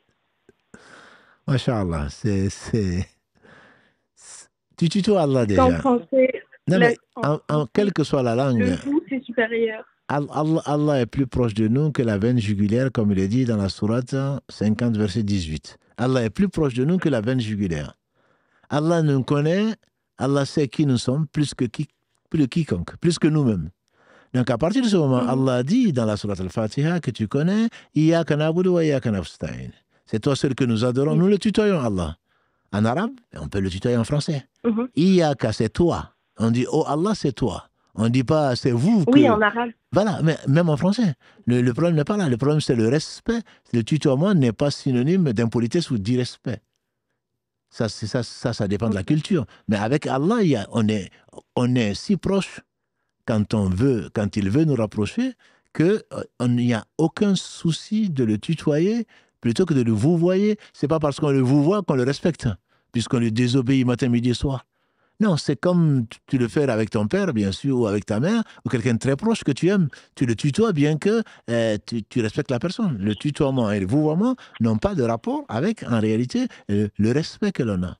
C'est le contenu, c'est le regard, c'est le comportement vis-à-vis de la personne qui va trahir notre sincérité ou pas. Donc, quand on est sincère avec Allah, qu'on le tutoie, qu'on le vouvoie, moi, je dirais plutôt qu'il faut le tutoyer. Il faut le tutoyer. C'est parce que là, on cherche la proximité. Quelqu'un que vous ne connaissez pas, vous allez le vouvoyer. Quelqu'un que vous connaissez, vous allez le tutoyer. Et donc, si on connaît Allah, si on veut en tout cas le connaître, si on veut se rapprocher de lui, on va pas commencer par le vouvoyer, à mettre une distance. Mais ce n'est pas une question de respect. Vous pouvez le tutoyer, Inch'Allah, et soyez sincère et qu'Allah vous rapproche davantage. Merci beaucoup. Allah est vérifique. Question récurrente, comment réparer l'injustice qu'on a commise vis-à-vis des hommes qu'on ne rencontrera plus? Tu veux dire dans ce monde. Et donc effectivement, Allah s'est interdit l'injustice. Il a interdit entre nous. Et donc il faut effectivement le réparer. Et comment le réparer? On a déjà répondu à cette question, mais elle revient souvent et c'est normal. C'est déjà bien de savoir qu'on a été injuste. On demande pardon à Allah et on répare. Comment le réparer? Si c'est une chose qui lui appartient, on va le donner à ses héritiers, si on les connaît. Si on ne connaît pas d'héritier, on va le donner en sadaqa avec l'intention que cela profite à la personne disparue ou à la personne qui est morte, qu'on ne va pas rencontrer. Et Allah va le compter pour la personne. Mais si, par chance, il n'y a pas de chance, si Allah nous veut du bien et qu'on rencontre quand même la personne après avoir fait la sadaqa, on lui donne sa part. Et Allah va nous le compter quand même. Et si on ne la rencontre pas, alhamdulillah, Allah va le compter pour elle et Allah va nous dédouaner. Voilà ce que les savants disent. Par contre, une chose qui est très difficile, malheureusement nécessaire, c'est on fait des injustices matin, midi et soir, sans rendre compte. Notamment, je pense à la médisance. On critique les gens. On va jusqu'à les calomnier. On va jusqu'à mentir sur eux. Comment le réparer? Même si on les voit. Ça, c'est une question que tu n'as pas posée, mais que je profite de l'occasion. Parce qu'on est tous injustes. Parler dans le dos de son frère ou de sa sœur, c'est médire. Allah compare ça dans la sourate 49, verset 12, au fait de manger la chair de son frère mort. C'est quelque chose d'extrêmement grave. Alors, comment on va faire? Comment on va réparer ça? La majorité des savants disent qu'il faut aller voir la personne en lui disant « Excuse-moi, j'ai mal parlé de toi. » en ton absence, pour réparer, pour que la personne te pardonne. Mais ma propre expérience et celle d'autres personnes nous amènent à ne pas le faire. Parce que si tu le fais, c'est est-ce que tu vas mieux faire? Est-ce que ça va t'enlever? Est-ce que la personne va t'aimer plus? Est-ce que ça va te pardonner? Si tu le fais, son shaitan est là. Il va dire, chaque fois qu'il va te voir, plutôt ça va ranimer, c'est celui qui m'a critiqué. Il fait le beau aujourd'hui, il fait celui qui m'aime, il fait mon ami, alors qu'en réalité, il ne m'aime pas, etc. Le cheikh de l'Islam Ibn Taymiyyah et d'autres disent que le mieux serait plutôt de parler du bien de cette personne, de prier pour la personne, en son absence, en espérant que Allah subhanahu wa ta'ala va nous pardonner et va accepter nos prières pour la personne, de compenser donc le mal qu'on a fait par du bien qu'on ferait. C'est l'avis que moi je conseille, mais Allahu a'lam. Allô? Oui, salam alaikum. Alaykum salam wa rahmatullah. Oui, je vous appelle parce que, en fait, c'est plus personnel qu'autre chose. J'ai malheureusement mon père qui est très dur avec nous. C'est-à-dire, en fait, depuis tout petit, comment dirais-je, en fait, c'est quelqu'un de très distant avec nous. Oui. Et c'est quelqu'un de très distant avec nous. Et j'ai l'impression que c'est que l'argent. Et si on ne lui donne pas de l'argent, ben, il serait capable de, malheureusement, de ne pas nous adresser la parole pendant des mois et des mois. Oui. Et du coup, comment faire pour rester, pour avoir ce lien encore avec lui? Parce que c'est très difficile. C'est difficile parce que tu fais du commerce. Tu fais du commerce avec lui, tu te dis, il a fait ça, donc je fais ça. Non, c'est ce qu'on nous a enseigné et que je transmets, c'est qu'il faut toujours voir ses devoirs. Cet homme qui ne voit que l'aspect matériel, il se trompe complètement. Mais nous devons quand même quelque chose. Parce que c'est notre père, parce que c'est notre mère. Allah dit, وَقَدَى رَبُّكَ لَا تَعْبُدُوا إِلَّا إِيَّاهُ وَبِالْوَالِدَيْنِ إِحْسَانًا. Ton Seigneur a décrété que tu n'adorerais que de lui, l'excellence avec père et mère. Et donc ne leur dis même pas ouf. Il pense t'exploiter, en fait, il n'exploite que lui-même. Fais comme si tu n'as pas compris que c'est l'argent qu'il veut. Si tu peux acheter le bienfait, l'agrément d'Allah au travers de l'argent, tu le fais. C'est pour cela qu'on fait le sadaqa. Au lieu de faire le sadaqa à quelqu'un d'autre, tu le donnes à ton père. Et même s'il ne t'aime pas, même s'il n'aime que ça, c'est lui qui perd. C'est pas toi, c'est lui qui perd. Toi, tu fais ton devoir et lui, il ne fait pas son devoir. Lui, il est devenu un exploitant, matérialiste et le reste, pris pour lui. Parce qu'il va le regretter malheureusement. Donc tu fais la bête. Tu fais comme si tu n'as pas compris son jeu.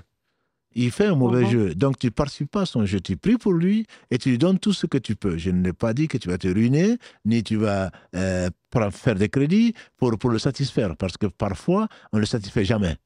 Mais au moins, tu lui donnes parfois ce que tu peux donner, qu'il soit satisfait ou pas, peu importe, au moins il ne pourra pas dire en lui-même et aux autres, elle ne me fait rien, il ne fait rien. Mais tu fais ce que tu peux. Mais ne rentre pas dans ce jeu-là. Il ne m'a pas donné, non, je sais ce qu'il veut, il va le donner à ma belle-mère, il va faire ceci avec, il va faire ceci avec.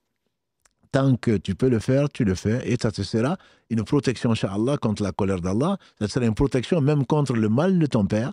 Ne le juge pas.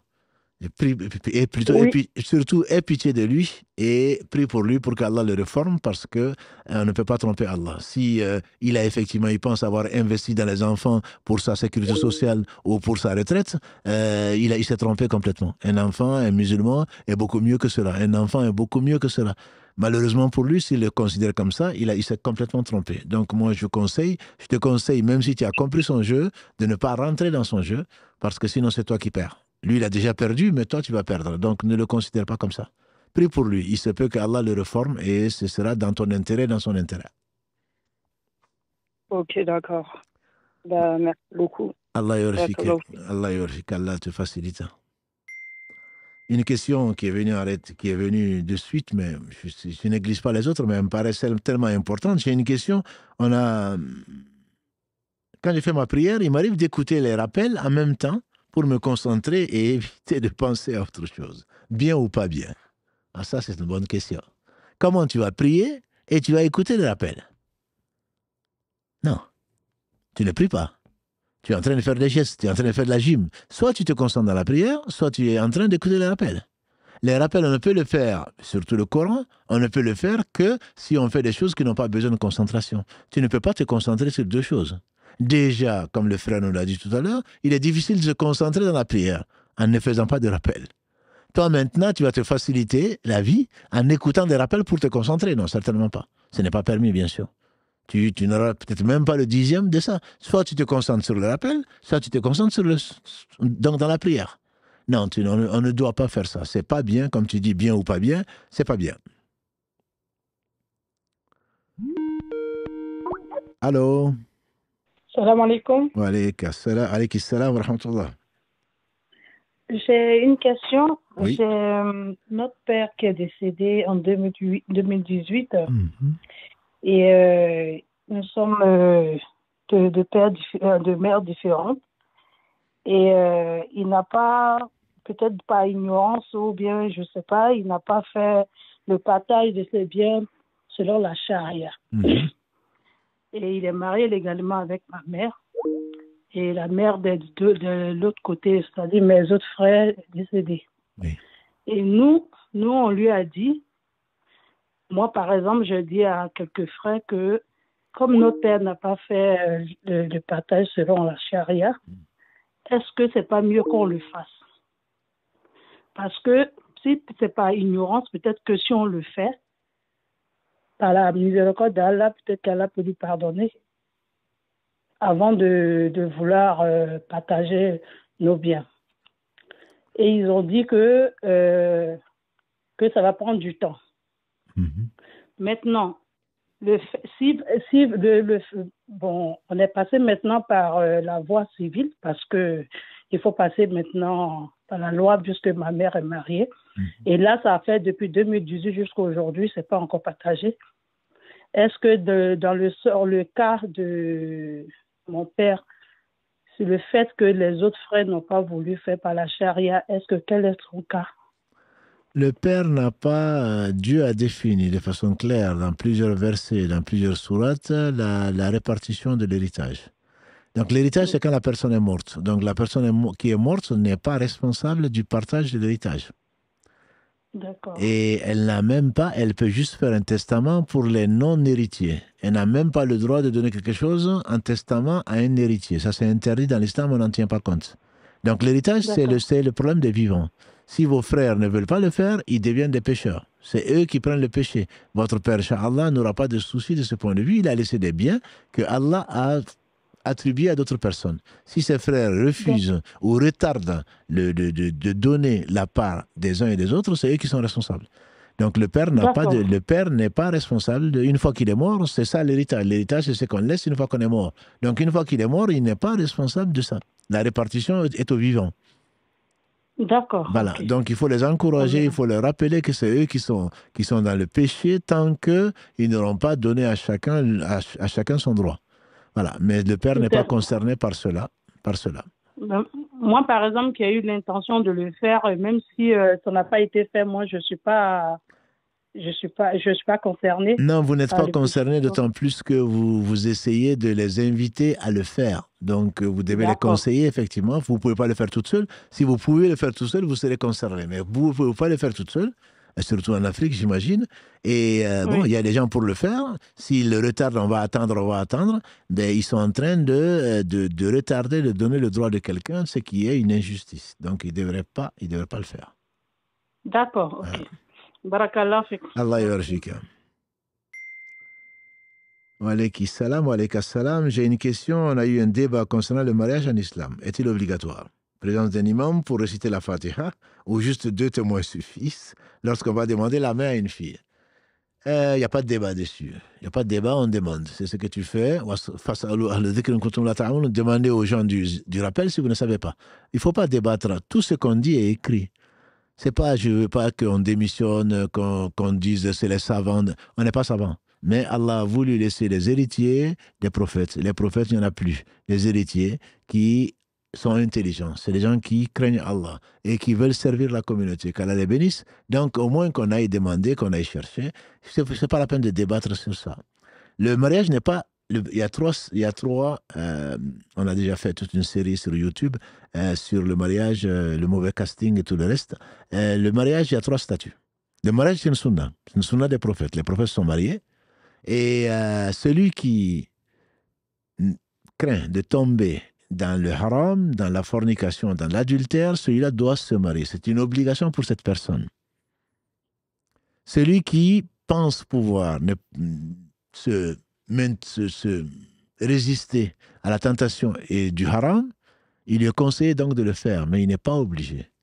Celui qui ne peut pas remplir les devoirs de mariage, il est interdit de le faire. Imaginons quelqu'un d'impuissant, par exemple. On se marie, entre autres, pour avoir des relations conjugales. Et lui, il épouse une femme qui est insatisfaite. Celui-là, il est interdit de se marier. Voilà, donc il y a ces trois statuts, ce n'est pas une obligation.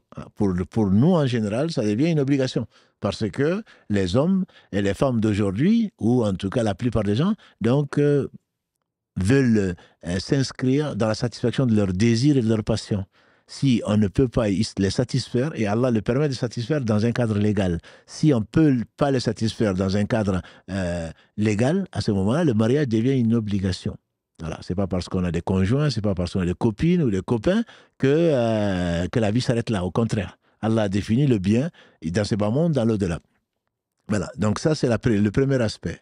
Deuxième aspect, dans l'islam, il y a des piliers. On a déjà, bon, le temps est court et je vous renvoie plutôt à toute notre série donc sur le mariage. Un des avis les plus forts, c'est qu'il faut, dans le mariage, le tuteur de la femme, il faut 2 témoins au moins de bonne moralité, pratiquants comme on dirait aujourd'hui, comme si non pratiquant avait un sens, et la demande et l'acceptation. Une fois que ça s'est fait, la lecture de la Fatiha est une innovation. On le fait malheureusement souvent, pensant qu'on fait du bien. C'est vrai que Allah a résumé tout le Coran dans la Fatiha. Il a résumé tous les autres livres dans le Coran, tout le Coran dans la Fatiha. Et donc, les gens ont pris cette habitude, on ne sait pas d'où ils la sortent d'ailleurs, de réciter la Fatiha à tout vent. La Fatiha est à réciter dans la première sourate. Il n'y a pas de raka dans la première raka, ou plutôt dans toutes les rakas. Il n'y a pas de prière sans Fatiha, sans qu'on la récite pour celui qui sait. Celui qui ne sait pas, alhamdoulilah, il y a une façon de compenser en attendant de l'apprendre. Mais la Fatiha n'a pas à être récitée au point qu'aujourd'hui on dit je vais faire la Fatiha. Je vais faire la Fatiha. C'est quoi? C'est écrit je vais me marier. Non, ça n'a pas de sens. La Fatiha n'est pas à réciter. Ni là, ni pour conclure une assemblée, ni autre chose. Ce sont des habitudes. Et si on pense que c'est une adoration, ça devient une innovation.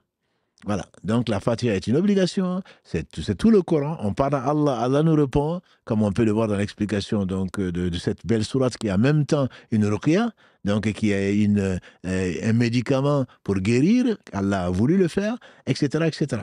Et on n'a pas besoin d'imam. On n'a pas besoin d'imam pour se marier. On a besoin donc de connaître les piliers, de les rassembler. Et c'est Allah subhanahu wa ta'ala qui... On n'a pas besoin de sanctification, on n'a pas besoin de...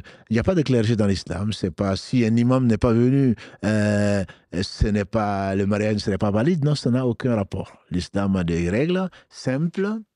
Et il a des règles qui sont à appliquer pour que Allah subhanahu wa ta'ala soit satisfait de l'adoration.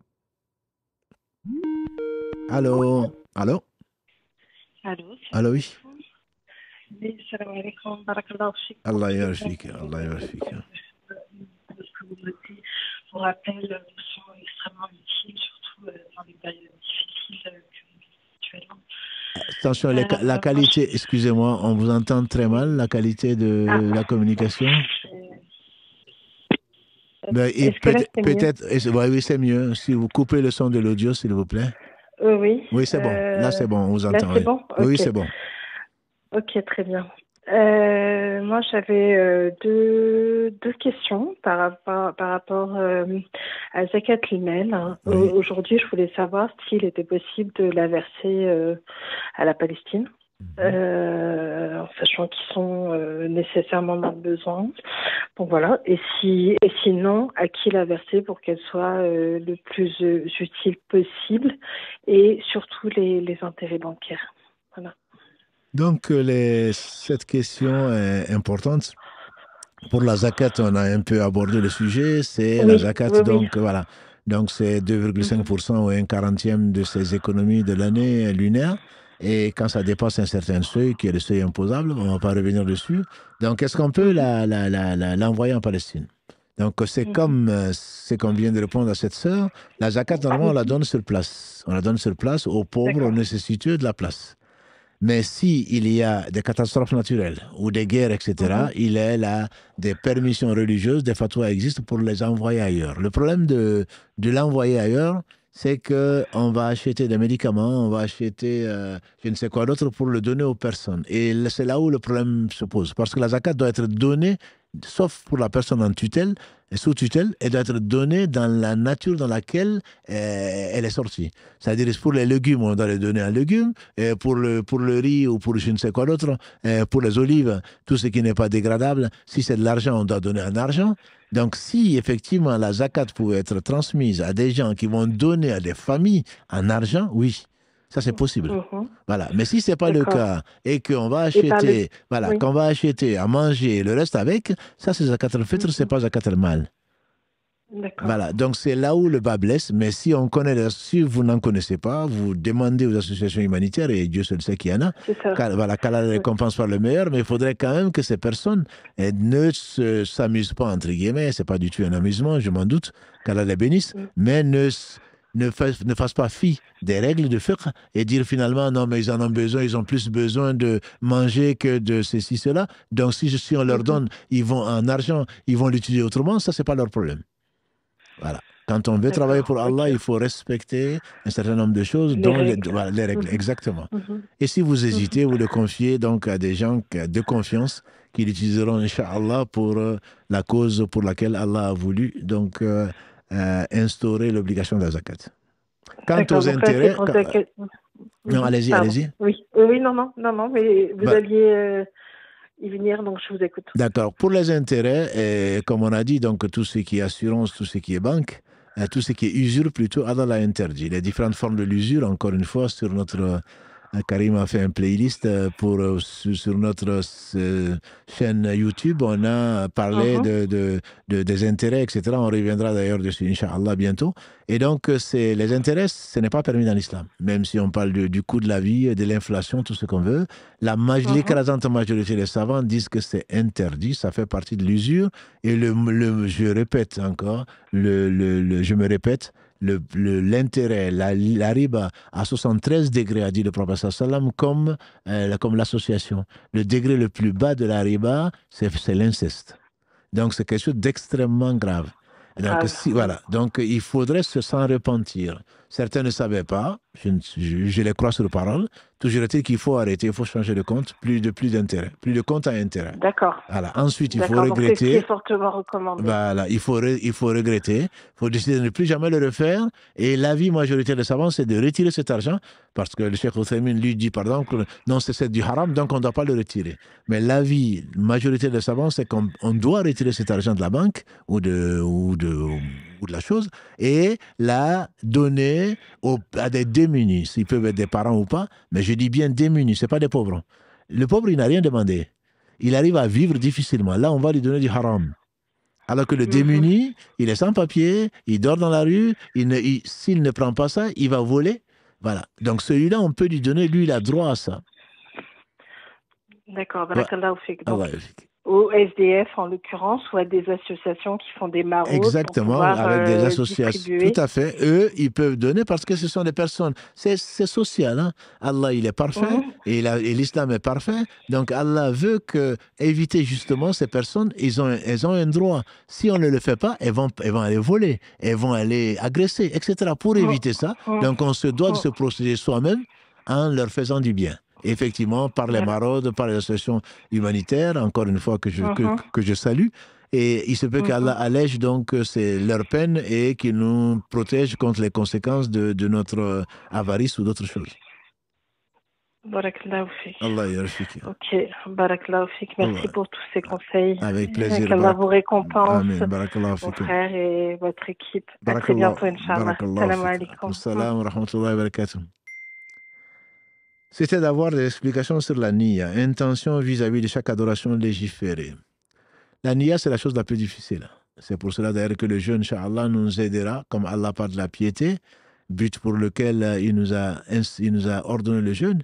L'intention, c'est le cœur. L'intention ne se formule pas. C'est le cœur, c'est purifier le but pour lequel on fait la chose, c'est qu'on le fait que pour Allah. C'est l'une des conditions les plus importantes dans une adoration. Celui qui fait une chose qui est censée être de l'adoration, pour Allah et pour quelqu'un d'autre, Allah ne l'accepte pas.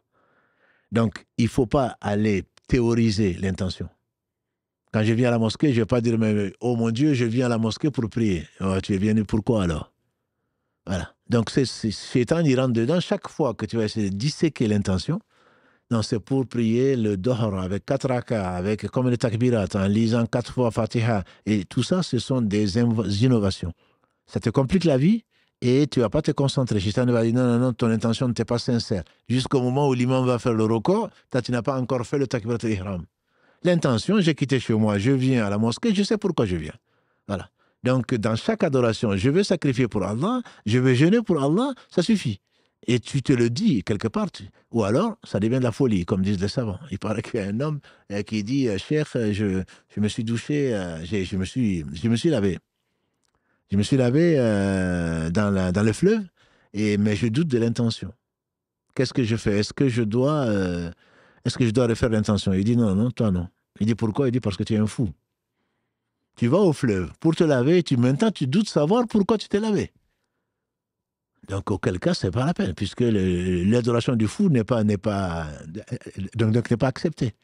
Non, Allah a simplifié les choses. Il ne faut pas les compliquer, sauf pour le Hajj ou la Umrah, où l'intention se formule. À part ça, l'intention, dans le domaine du cœur, il faut la purifier le plus possible.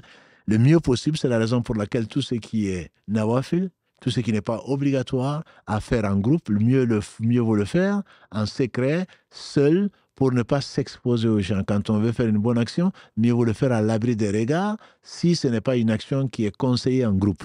Voilà la règle en général.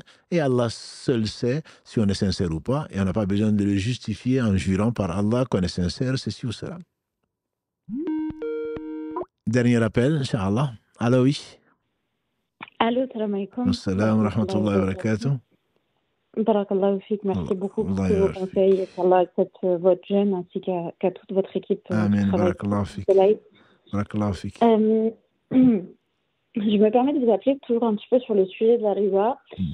Dans une période d'ignorance, j'ai travaillé dans une entreprise et du coup, je bénéficiais d'un actionnariat salarié, donc de ce qu'on appelait de la participation intéressement. Et ça allait sur des comptes, du coup, on se spécialisait pour ça. En fait, c'était soit on les recevait sur notre compte bancaire, soit ils allaient sur des fonds, en fait. Et parmi cette épargne, on pouvait choisir soit d'épargner normalement, soit de mettre sur on appelle un plan épargne retraite, et ça permettait d'avoir un abondement, enfin bon, bref, voilà, tout ça générant de la riba.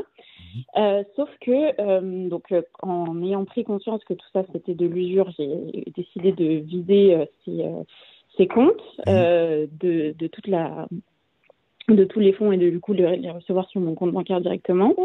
Et mon point, c'était que sur la partie que je versais sur un plan épargne retraite, cette partie-là, elle est bloquée jusqu'à la retraite, malheureusement. Et donc, j'ai appelé l'organisme bancaire, etc., pour savoir même si je pouvais abandonner les fonds, tout simplement, et que vraiment ce soit plus à moi, etc. Mais c'est totalement impossible. En fait, c'est vraiment des fonds qui sont bloqués jusqu'au jour où je serai potentiellement à la retraite. Et ce que je voulais savoir, c'est, du coup, ces fonds continuent de générer, il me semble, des intérêts, parce que je crois qu'ils sont placés sur des fonds, etc. Et qu'est-ce que je peux faire, du coup? Est-ce que je dois faire une aumône de l'équivalent des intérêts qui sont générés? Je ne sais pas, ce que je peux faire, du coup, pour contrer ça. Alhamdulillah, c'est mieux vaut le savoir aujourd'hui que dans la tombe. C'est remercier Allah subhanahu wa ta'ala de vous avoir fait prendre conscience. Donc bon, il y a cet aspect gravité effectivement dont on a parlé, mais en même temps il y a cette bonne nouvelle, parce qu'Allah vous a, dans cette vie, vous a permis de pouvoir réparer peut-être. Donc il faut effectivement arrêter ce que vous ne pouvez pas faire.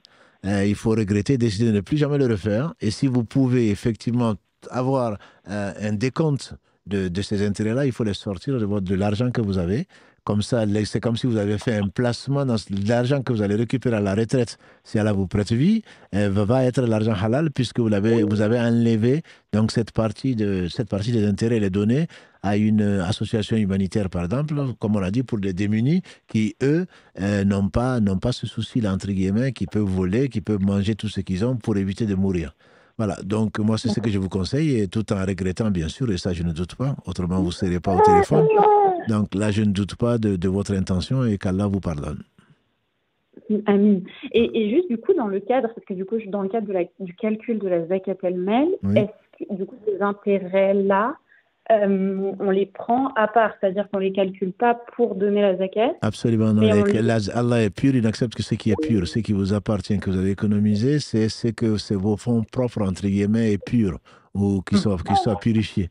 Voilà, donc sinon les intérêts ne rentrent pas dedans, puisque vous ne pouvez même pas faire de dons. Vous avez parlé par erreur de dons, ce n'est pas des dons, c'est vous en débarrasser, entre guillemets, disent les savants. Ouais, voilà, on s'en débarrasse puisque c'est de l'intérêt, que c'est de quelque chose qui est illégal, donc on s'en débarrasse et on ne les calcule pas dans le fonds, enfin plutôt dans le capital sur lequel est prélevée la zakat. Très bien, merci beaucoup, Barakallahu Fik. Et si je peux me permettre juste un tout petit complément de question. Dans le cadre du calcul de la zakat el-mal, j'avais juste une question sur la date à laquelle on devait la payer à chaque fois. Je m'explique parce que du coup, je parle d'argent qui sont sur des comptes bancaires. Oui. Et du coup, on a des sommes qui sont épargnées sur la base de mon salaire, donc qui ne sont pas générées par l'argent, qui sont vraiment de l'épargne. Et du coup, comme je ne vais pas calculer sur un an à chaque montant qui est épargné, j'ai lu qu'on pouvait calculer sur un an totalement la somme épargnée et puis payer la zakat el-mal sur ce montant calculé sur un an. Est-ce que je décide de moi-même une date à partir de laquelle je le fais tous les ans, ou est-ce que c'est d'un ramadan à un autre, ou du premier jour de l'année lunaire musulmane à l'autre? Non, disons, effectivement, c'est compliqué si c'est la première fois, mais il faut savoir qu'il n'y a pas de date fixe, c'est pas au 1er janvier, c'est pas au 31 décembre, c'est pas le 1er Ramadan ni le 1er Muharram. C'est qu'à partir du moment où si vous déviez depuis 5 ans, vous avez les économies, vous n'avez pas sorti de la zakat, c'est rétroactif. C'est rétroactif, c'est-à-dire vous devez payer la zakat de 5 ans. Et je ne savais pas qu'il y avait la zakat, maintenant tu sais. Et donc il faut payer la part du pauvre. Ce n'est pas je ne savais pas que Dieu me pardonne. Oui, Dieu va te pardonner à condition que tu donnes le droit des autres. Bon, ça, ce n'est pas votre cas peut-être, mais pour déterminer, on fait le bilan. La zakat est une obligation. Je suis arrivé au nisab, je l'ai dépassé, donc le seuil imposable. À partir de l'anniversaire en année lunaire où j'ai atteint le nisab, je prends ça comme le jour de l'acquittement de la zakat. Si je ne le sais pas, je ne sais plus, à ce moment, je prends une date, je prends le 1er Ramadan, ou le plus tôt est le mieux, donc le jour où je suis, par exemple, et je décide que c'est ce jour-là. Et effectivement, je le prends comme date, et chaque année, je le sors à cette date-là, et si ça retombe en dessous du seuil, j'attends que ça remonte au seuil imposable, et un an après, je me dois donc, quand c'est remonté, au moins à ce moment-là, je le sais, un an après, à ce moment-là, je vais donc sortir la zakat. Et effectivement, sur le salaire et le reste, c'est assez compliqué. Moi, le plus simple que je conseille à mes sœurs et mes frères, c'est de prendre à la date la somme qu'on a et donc de prélever dessus. Sinon, c'est chaque fois, surtout si on doit économiser, que chaque mois, il y a de l'argent qui rentre, etc. Et on aura chaque mois à sortir la zakat sur l'excès, ce sur quoi on n'a pas sorti. Donc, moi, il y a cette façon qui est conseillée par les Hanafis en particulier sur ceux qui rentrent régulièrement, qui n'est pas du commerce, comme les salaires par exemple, c'est de prendre une date, celle qu'on a définie, et à cette date-là, on prend tout ce qu'on a, au moins on est sûr de ne pas laisser de côté ou d'oublier ou de prendre ou d'injustement garder la part des pauvres. Donc on donne tout ce qu'on a, enfin le 2,5% le 40e de ce qu'on a, et au moins à ce moment-là, on le fait une fois par an et pas tous les mois. D'accord. Et donc, par exemple, moi, j'étais un petit peu dans le premier cas que vous aviez dit, c'est-à-dire que l'année dernière, je m'étais rendu compte que j'avais 2-3 ans de zakat à payer. Oui. Malheureusement, j'étais même ignorante sur l'existence de cette zakat, c'est très grave. Et donc, je l'ai payée pour les années en question. Oui. Et donc ça, c'était fin 2022, donc en décembre 2022. Et en décembre 2023, du coup, je devais payer celle de l'année 2023. Sauf que là, du coup, je me rends compte que j'ai du retard, qu'on arrive au mois de Ramadan. Est-ce que je la paye, du coup, pour toute l'année 2023 jusqu'au mois de décembre? Ou est-ce que je peux payer jusqu'à maintenant, c'est-à-dire en calculant jusqu'au mois de Ramadan et puis repartir sur date aujourd'hui? Premièrement, ce n'est pas en décembre, vous faites bien de parler de décembre. Ce n'est pas en décembre, comme vous le savez, c'est le mois lunaire. Donc c'est ça, Muharram, soit Safar, etc. Donc maintenant, si vous êtes en retard, encore une fois, on va demander pardon à Allah d'avoir oublié, d'avoir négligé un pilier. C'est quand même un pilier, c'est le troisième pilier. Donc on a négligé un pilier et on doit demander pardon à Allah et on doit s'en acquitter le plus tôt possible, ne pas attendre. Si on peut le faire ce soir, on le fait ce soir, sinon c'est demain, sinon c'est à la fin de la semaine. Dès qu'on peut, il faut donner la part du pauvre. Parce que si on meurt avec des dettes, et la zakat en fait partie, on risque d'attendre la porte du paradis si on doit y entrer. Donc ce n'est pas quelque chose de mince, il faut vraiment s'acquitter de ses droits, de ses devoirs plutôt, et Allah nous donnera nos droits. Donc n'attendez pas, et vous allez jusqu'à ce que vous auriez dû faire au mois de, je ne sais pas, Rabi al-Awwal par exemple, en décembre 2023. Vous payez ça et également à nouveau en décembre, moins 10 jours, l'an prochain, vous n'attendez pas donc Ramadan pour payer, parce que vous avez payé en Ramadan cette année, mais vous étiez en retard. Donc vous avez 3 mois de retard. Donc dans 9 mois, vous allez payer à nouveau la zakat et pas dans un an. Parce qu'en fait, l'année dernière, pour l'année 2022, je l'avais payé au Ramadan 2023 voilà. Jusqu'à l'année 2020, jusqu'à décembre 2022. Parce qu'au Ramadan 2023, je n'avais pas généré d'épargne entre décembre et le Ramadan. Alhamdulillah, je pense qu'on s'est compris et là, l'obligation est d'arrêter là maintenant. J'espère que vous avez compris le principe en tout cas. Très bien. En tout cas, merci beaucoup pour ces conseils. Avec plaisir. Et avec votre jeune et vous facilite. Merci beaucoup. À vous aussi, barakallahu fik. On va prendre quelques derniers écrits. Donc, c'était le dernier appel. Je me doute que vous êtes nombreux et nombreuses à vouloir poser des questions. Alhamdulillah, qu'Allah vous récompense pour votre patience et sachez qu'on met tout en œuvre. Et Allah est témoin, donc pour le satisfaire. Donc on va prendre quelques questions pour qu'il y ait moins de frustrés possible. Et ce n'est pas la peine de continuer à envoyer des questions, on ne pourra pas les prendre cette fois-ci. Est-ce que le fait de fréquenter des amis qui commettent des actes considérés comme haram, tels que zina, la négligence de la prière, remet en question ma moralité et mon intégrité religieuse? Les Français disent dans un proverbe, dis-moi qui tu entres, je te dirai qui tu es. Le prophète sallam dit que la bonne compagnie est comparable à celle du vendeur de muscles, la mauvaise compagnie est celle du forgeron. Le minimum, c'est qu'il y a une étincelle qui saute pour brûler ton habit, sinon tu te sentir mauvais. Effectivement, ta moralité elle devient douteuse. Pourquoi tu as choisi des gens qui désobéissent à Allah plutôt que de choisir la compagnie des gens qui obéissent à Allah? Certainement, ta moralité et ta réputation seront nécessairement touchée et affectée par cela. Une femme peut-elle conduire la prière d'une assemblée 100% féminine? C'est l'avis le plus fort. Même si dans certaines écoles on dit que non, elle doit prier seule. Et notre mère Salama ou notre mère Aïcha ont dirigé les prières, mais la femme ne se met pas imam devant les autres femmes, elle se met dans le premier rang, au milieu du rang, et elle dirige la prière. Ce sont des choses qui sont connues dans l'islam, même si ce n'est pas dans l'école dans laquelle nous nous inscrivons. Si le matin on fait les ablutions, on met les chaussettes tout de suite et au bureau avant prochaine prière, on fait les ablutions sans enlever les chaussettes et c'est valide. Pour les chaussons, il n'y a pas de discussion dessus quand ça dépasse les chevilles, que c'est en cuir, etc., comme le disent les Malikis. Mais là où on ne peut pas interdire ce que le prophète sallallahu n'a pas interdit. Donc le masah, le fait de passer les mains mouillées, quand effectivement tu as fait les ablutions, comme tu le dis, avant de quitter, tu as porté les chaussettes ou les chaussons ou les chaussures, personne ne peut empêcher de le faire, certainement, mais les Malikis en particulier mettent des conditions, que ce soit épais, que ce soit en cuir pour certains, que ça dépasse les parties à laver, donc les chevilles, etc. Mais des chaussettes, on peut passer les mains dessus, une fois qu'on a fini la tête et les oreilles, on peut passer les mains dessus. Ça, c'est l'avis de beaucoup de savants. Même si certains donc, disent que ce n'est pas possible, mais on ne peut pas interdire de le faire, le massa. Ensuite, peut-être la dernière question, Inch'Allah, parce qu'il est minuit passé. Ma question est la suivante. J'ai remarqué qu'ici, le Tarawih était composé de 8 rakas sans compter chef le witr. Y a-t-il une différence avec les personnes qui ont fait 10? On a dit que notre mère Aïcha Kalalagré dit que le prophète sallam faisait 11 ou 13 rakas.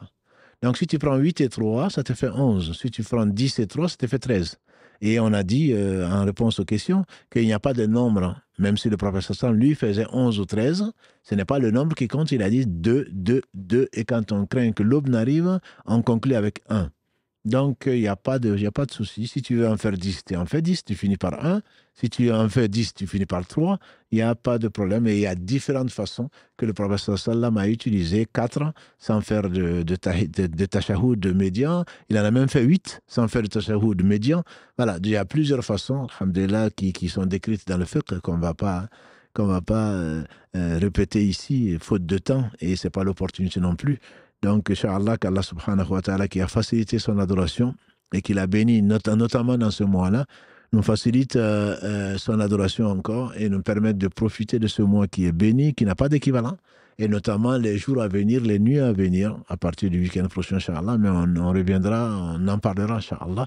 Et qu'Allah vous bénisse, mes sœurs et frères, vous faites preuve plutôt de foi, et qu'Allah subhanahu wa ta'ala renforce notre foi, et nous rendre sincères et nous donne la piété pour laquelle il a instauré le jeûne, donc en particulier celui du mois de Ramadan qu'il a rendu obligatoire pour tous ceux qui peuvent le supporter.